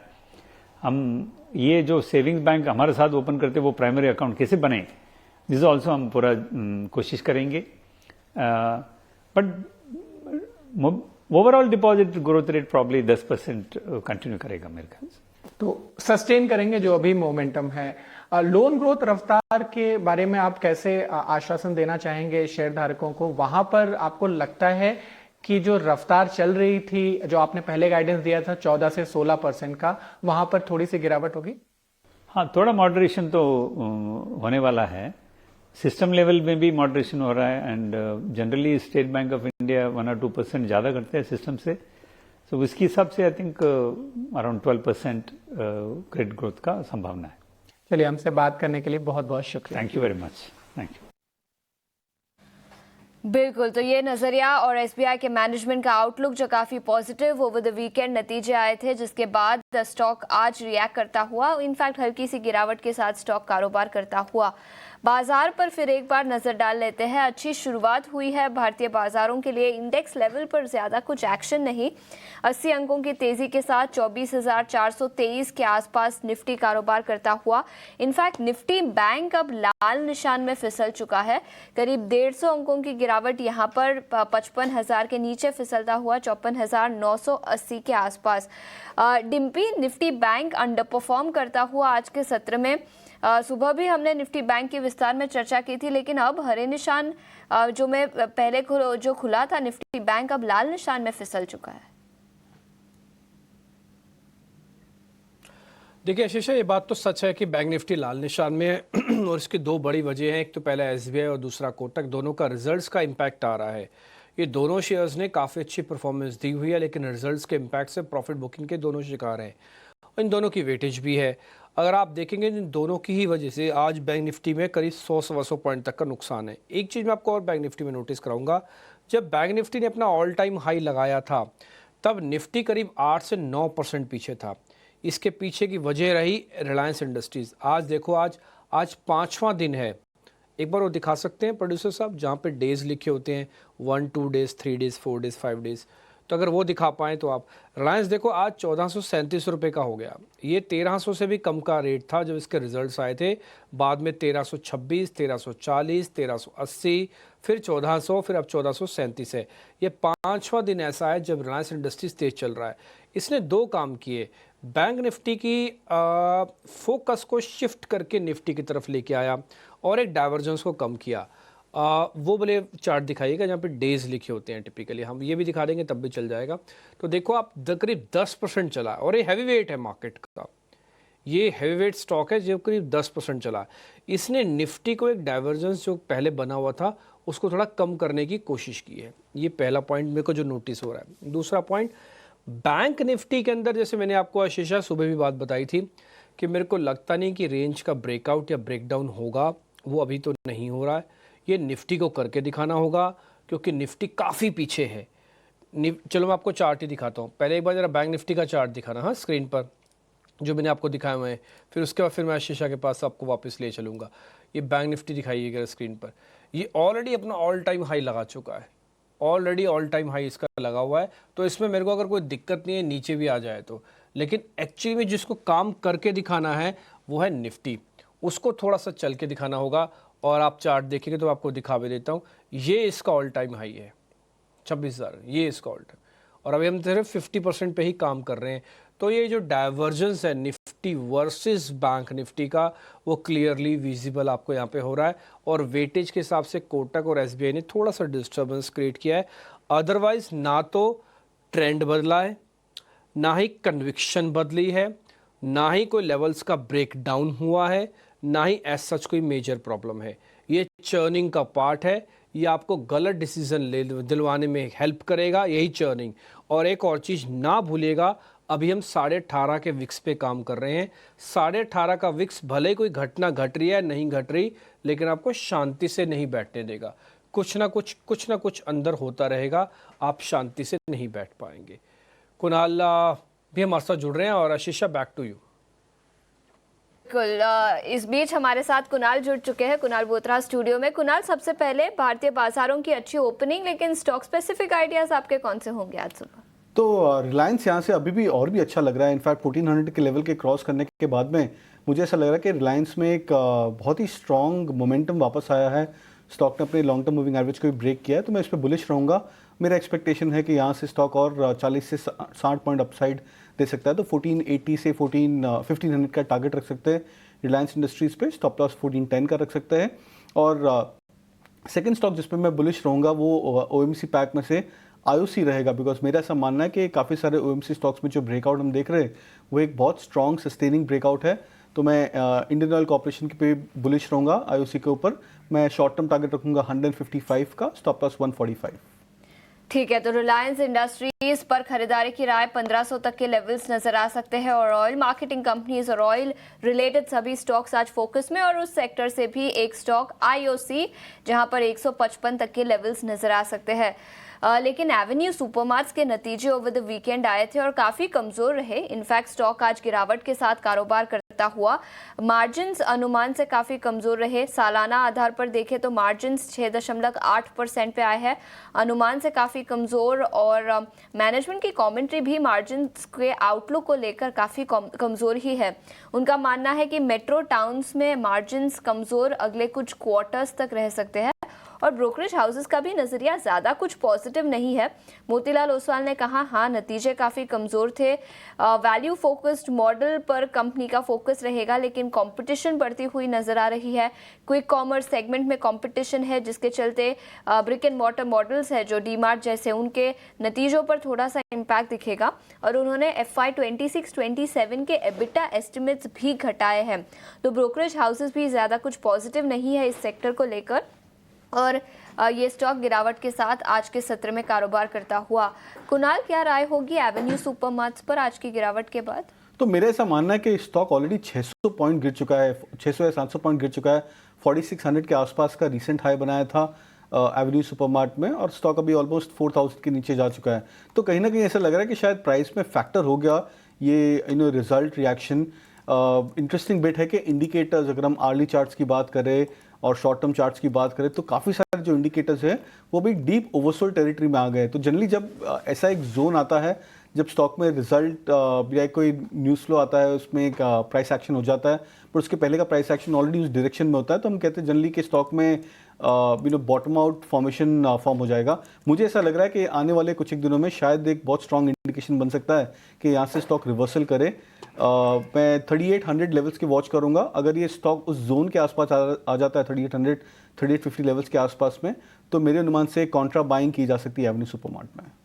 ओके, सो ये स्ट्रैटेजी एवेन्यू सुपरमार्ट्स में टैक्टफुली इसे प्ले आउट करना चाहिए। इस बीट एडवांस डिक्लाइन रेशियोज अगर देखेंगे, मार्केट का अंडरटोन एब्सोल्युटली बुलिश नजर आ रहा है। नए हफ्ते की शुरुआत जो है कह सकते हैं ठीक ठाक होती हुई, और इस नए हफ्ते में कई सारे स्पेसेस हैं। रिजल्ट बैक्ड एक्शन तो हम देख ही रहे हैं, खबरों वाले शेयर्स भी हैं, लेकिन मेजर सेक्टर्स की अगर बात करें, देखिए बैंक्स फाइनेंशियल्स नतीजों के दम पर एक्शन में है। कच्चे तेल की चाल जहां पर हम कमजोरी देख रहे हैं, उसके चलते ऑयल मार्केटिंग कंपनियां, एविएशन, पेंट, सीमेंट, ये सारे स्टॉक्स फोकस रेडार पे हैं। चुनिंदा IT players, in fact IT sector of the day कहा जाएगा, लार्जर आईटी और साथ ही मिड कैप आईटी प्लेयर्स में भी अच्छी मजबूती है, और चुनिंदा एफएमसीजी यानी कि कंजम्पशन के खेमे में भी रिजल्ट की वजह से इंपैक्ट आते हुए, चाहे फिर वो डाउन साइड हो या अप साइड हो, रिजल्ट का एक्शन देखने को मिल रहा है। एट प्रेजेंट अगर आप देखेंगे major contributors HDFC bank, Reliance, TCS, ITC और महिंद्रा एंड महिंद्रा, ये सारे के सारे स्टॉक्स में अच्छा खासा एक्शन। Kunal, good morning. आपके आने से ठीक पहले रिलायंस पर हमने एक फंडामेंटल टेक लिया था, और फंडामेंटली भी हमारे एक्सपर्ट का ये मानना था कि reliance on a long term basis, अगर आपको ज़रूरत नहीं है कैपिटल की तो निकलने की चेष्टा नहीं करनी चाहिए। और अब आपका भी नज़रिया, आपका भी पॉजिटिव आउटलुक इस पर मिलता हुआ। एंड अगेन आईओसी पर भी एक टेक हमने लिया था, लेकिन there is so much other than that to discuss as well. Banks and financials में इतना जो हम मोमेंटम देख रहे हैं, how do we play that out? ये बहुत इंटरेस्टिंग एस्पेक्ट है मानसी, बिकॉज बहुत रेयरली हमने देखा है लास्ट 3-4 सालों के बाद में बहुत फर्स्ट टाइम ऐसा एक मूव आ रहा है जहाँ पे बैंकिंग और फाइनेंशियल्स लीड कर रहे हैं मार्केट रैली को। हाईएस्ट वेटेज सेक्टर है of course, from the benchmark Nifty की बात करें तो उस लिहाज से भी उसका इम्पैक्ट बहुत ज़्यादा स्ट्रॉन्ग है। आज भी हम देख रहे हैं कि अगर कोटक बैंक के 5% डाउन होने के बाद में बैंक निफ्टी थोड़ा सा अंडर परफॉर्म कर रहा है, तो इसका जो इम्पैक्ट है वो बहुत स्ट्रॉन्ग है ओवरऑल मार्केट के लिए। मेरा ऐसा मानना है कि जो हमने ये 5-6,000 पॉइंट की रैली देखी है बैंक निफ्टी में, 49,500 के आसपास से जो मूव स्टार्ट हुआ है 54-55,000 के आसपास अब हम ट्रेड कर रहे हैं, ये बहुत ही स्ट्रॉन्ग इंडिकेशन है कि मोमेंटम लीडरशिप वापस आ रहा है बैंकिंग स्टॉक्स में। मेरा मानना है कि बहुत सारे जो प्राइवेट सेक्टर बैंकिंग स्टॉक्स है, ICICI bank, HDFC bank, Axis bank, Kotak bank, और जो mid cap end of the banking stocks है, IDFC first bank, AU small finance bank, I think ये सारे स्टॉक्स मुझे ऐसा लग रहा है कि बहुत स्ट्रॉन्ग लग रहे हैं लॉन्ग टर्म चार्ट्स में। मेरा ऐसा मानना है कि बहुत ही बड़ा मूव बन रहा है बैंक स्टॉक्स के लिए, तो ये प्ले आउट करता है फेजेस में। पहले एक बहुत स्ट्रॉन्ग अपसाइड आता है, फिर 2-3 हफ्तों के लिए, 2-3 महीनों के लिए हम देखते हैं कि ये इंडेक्स कंसोलिडेट कर जाता है, बट लॉन्ग टर्म ट्रेंड बहुत स्ट्रॉन्ग हो जाते हैं ऐसे मूव्स के बाद में। तो मुझे ऐसा लग रहा है कि लॉन्ग टर्म इन्वेस्टर्स को यहाँ पे बुलिश रहना चाहिए प्राइवेट सेक्टर बैंक्स में स्पेसिफिकली, और ये जो करेक्टिव वेव आते हैं 5% 7% के, उन्हें बाइंग या अक्यूमुलेटिव जोन के हिसाब से लेना चाहिए। ठीक है, निजी क्षेत्र की बैंक्स पर खास तौर से नजर रखनी चाहिए, और लॉन्ग टर्म बेसिस भी, ना शॉर्ट टर्म बेसिस भी, जहां जहां रिजल्ट्स आ रहे, एक आध बैंक को छोड़कर तमाम बैंक्स एंड फाइनेंशियल्स लगभग पॉजिटिव फोकस रेडार पर भी हैं। हमारे दोनों फंडामेंटल और टेक्निकल एनालिस्ट के रेडार पर अगर बात करें, इस बीच एक नज़र ऑटो सेक्टर पर भी होनी चाहिए, और ऑटो सेक्टर की ही अब जब बात करें, पिछले हफ्ते ही 1 तारीख को हमने ऑटो बिक्री के डेटा देखे थे। ऑटो बिक्री के डेटा ऑल इन ऑल अगर देखें, ट्रैक्टर सेल्स अच्छी खासी रही, पैसेंजर व्हीकल में भी अगर आप देखेंगे ऑलमोस्ट आउटलायर जो है आइशर वीसीवी थी, उसके अलावा ऑफकोर्स डिसअपॉइंटिंग सेट, लेकिन साथ ही 2 व्हीलर सेगमेंट की अगर बात करें, टीवीएस मोटर ने काफ़ी अच्छा पुश दिखाया। ऑल इन ऑल अगर देखेंगे मिले जुले सेट, जहां पैसेंजर व्हीकल, कमर्शियल व्हीकल में कंसर्न्स थे, लेकिन ट्रैक्टर सेगमेंट में एक्शन देखने को मिला। इसी क्षेत्र से जुड़ी एक कंपनी M&M आज Q4 नतीजे जारी करने जा रही है। नतीजों के एक्सपेक्टेशंस यानी कि अनुमान कैसे रह सकते हैं, आइए सृष्टि से समझते हैं, उसके बाद एक टेक्निकल नजरिया भी जानेंगे। सृष्टि बताएं। M&M के इस बार नतीजों पे नजर डालें उससे पहले हम आपको बता दें कि इस बार वॉल्यूम्स किस तरीके से ग्रो होती हुई दिखी हैं। अगर इनके ऑटोमोटिव डिवीजन की बात करें तो वहां पर सेल्स बरकरार है, साल दर साल तिमाही दर तिमाही यहां पर एक जंप ही देखने को मिला है। हालांकि ट्रैक्टर बिक्री साल दर साल 23% की बढ़त यहां पे जरूर दिखी है, पर 28% तिमाही दर तिमाही यहां पे गिरावट जरूर हुई है। अब अगर हम देखें क्या इंटरनल्स यहां पे काम किए हैं तो देखिए एक साइड ऑटो के वॉल्यूम्स तो काफी अच्छे हैं, पर इस बार डिस्काउंट्स भी कंपनी ने काफी दिए थे। अब इनके मिक्स में ईवी का भी कंट्रीब्यूशन आ गया है, उसके चलते इनके नंबर्स पर इंपैक्ट पड़ेगा। वहीं ट्रैक्टर्स जो तिमाही दर तिमाही ग्रोथ यहाँ पे कम हुई है वॉल्यूम्स में, उसका भी एक इम्पैक्ट रहेगा। अब आइए आपको बताते हैं कि नतीजों में आपको क्या फोकस में रखना है। सबसे पहले इनकी आय की बात करें तो वहां पर साल दर साल लगभग 20% बढ़त की हम उम्मीद कर रहे हैं। EBITDA लगभग 28% बढ़ सकता है, पर मार्जिन्स पे आप खास तौर से ध्यान रखिए, क्योंकि जो ऑटो के EBIT मार्जिन्स हैं उनमें थोड़ी गिरावट देखने को मिलेगी, वहां से शायद थोड़ा प्रेशर आ सकता है। पर कंसोलिडेटेड मार्जिन्स 14% पर हम आने की उम्मीद कर रहे हैं। और आखिरी में प्रॉफिट के फिगर की बात करें तो 2316 करोड़ हमारी उम्मीद है कि कंपनी अपना मुनाफा घोषित करेगी।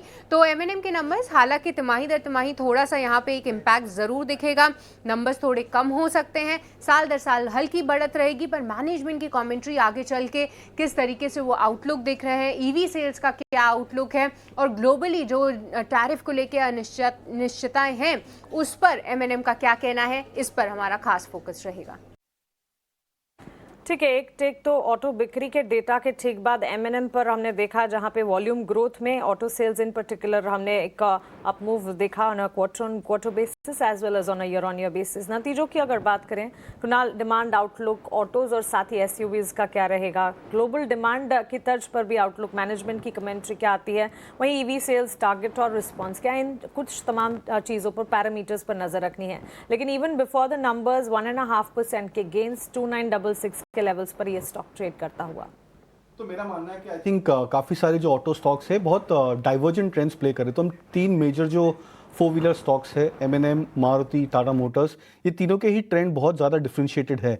M&M फॉर एग्जांपल बहुत स्लो ग्रेजुअल एक मोमेंटम में आ रहा है। स्टॉक ने 200 मूविंग एवरेज को जस्ट रिसेंटली ब्रेक किया था 2900 के लेवल से, और उसके बाद में करीबन 3 से 4% की एक माइल्ड अपटिक आई है स्टॉक में। हालांकि स्टॉक कंसोलिडेट कर रहा है। मारुति की बात करें तो आई थिंक ये स्टॉक बहुत ज़्यादा स्ट्रॉन्ग मोमेंटम में है। लास्ट आई थिंक 1 वीक में हमने एक ऑलमोस्ट 1000 पॉइंट का एक मूव देखा है मारुति में on a low to high basis, तो ये बहुत इंटरेस्टिंग ब्रेकआउट बन सकता है स्टॉक के लिए। टाटा मोटर्स एक अंडर परफॉर्मर है, स्टॉक अभी भी आई थिंक करीबन 20 से 25% लोअर है अपने 200 मूविंग एवरेज से। तो तीनों ही स्टॉक्स काफ़ी डिफरेंशिएटेडली प्लेस्ड है। मुझे ऐसा लग रहा है कि आई थिंक ये एक इंडिकेशन है कि M&M as well as Maruti यहाँ से पिकअप कर सकते हैं और अच्छा मोमेंटम दे सकते हैं, और शायद हो सकता है कि पूरे सेक्टर को, ऑटो सेक्टर्स को एक लीडरशिप मूव दे सकते हैं। तो मैं बुलिश रहूँगा पैक पर, और स्पेसिफिकली M&M और मारुति मेरे टॉप पिक्स रहेंगे 4 व्हीलर्स में से। M&M और मारुति सर के टॉपिक रहेंगे, और इससे एक और चीज़ साफ हो रही है कि मार्केट के अंदर चर्निंग का दौर तो बन रहा है, और ये चर्निंग अब बैंकिंग से निकल के दूसरे सेक्टर्स की तरफ बढ़ रही है। बढ़नी एथिकली वैल्यू हंटिंग के तौर पर IT पे चाहिए थी, लेकिन IT अभी भी ग्लोबल पैरामीटर्स के हिसाब से थोड़ा सेंसिटिव है। फिर कहाँ पे बढ़ती? तो IT के बाद दूसरी सबसे बड़ी वेटेज है यही ऑटो, जिसको अभी आप अपनी स्क्रीन पर देख पा रहे हैं। इसलिए M&M, मारुति अपने इस बार के सेल्स के नंबर पे भी उन्होंने एक्स्ट्राऑर्डिनरी रिफ्लेक्शन दिया। अगर आप देखेंगे तो मारुति उसके बाद से रुका नहीं, और अभी भी आपको कुणाल जी बता रहे हैं कि मारुति ठीक है, M&M ठीक है, और थोड़ी देर पहले उन्होंने एक शेयर का नाम और लिया था जिसका नाम है रिलायंस इंडस्ट्रीज, वो भी ठीक है। जब 3-4 बड़े शेयर सिस्टम के ठीक होने लगे तो आपके ब्रेकआउट होने की चांसेस बढ़ जाती हैं। एक बार स्क्रीन पर निफ्टी दिखाओ, आप देखेंगे कि निफ्टी 400 और 500 के रेजिस्टेंस से जूझ रहा है। 400 का हिस्सा उसने आज गैप के साथ पार किया और सस्टेन कर रहा है। 500 को बार बार आके हिट मार रहा है, अभी तक तो ब्रेकआउट हुआ नहीं। कुणाल सर, क्या 500 की आज वेट करें या फिर प्रोबेबिलिटी बेसिस पर मान लें कि ये ब्रेक कर जाएगा, हमें कोई ना कोई ऑप्शंस या फिर स्टॉक्स में ट्रेलिंग लगाना चाहिए? नया तो नहीं खरीदूंगा मैं, बट बाहर भी नहीं निकलूंगा। ये कितने चांसेस हैं कि आज 24,500 के ऊपर हम क्लोज कर जाएंगे? तो चांसेस ज़्यादा है कि हम क्लोज कर पाए, बिकॉज क्या होता है डिम्पी जी के first half an hour 1 hour और जब मार्केट एक्सपेक्ट करता है कि 140-50 पॉइंट्स का गैप अप होगा तो दोनों काफ़ी सारे सेक्टर्स में पॉजिटिव इफेक्ट आएगा।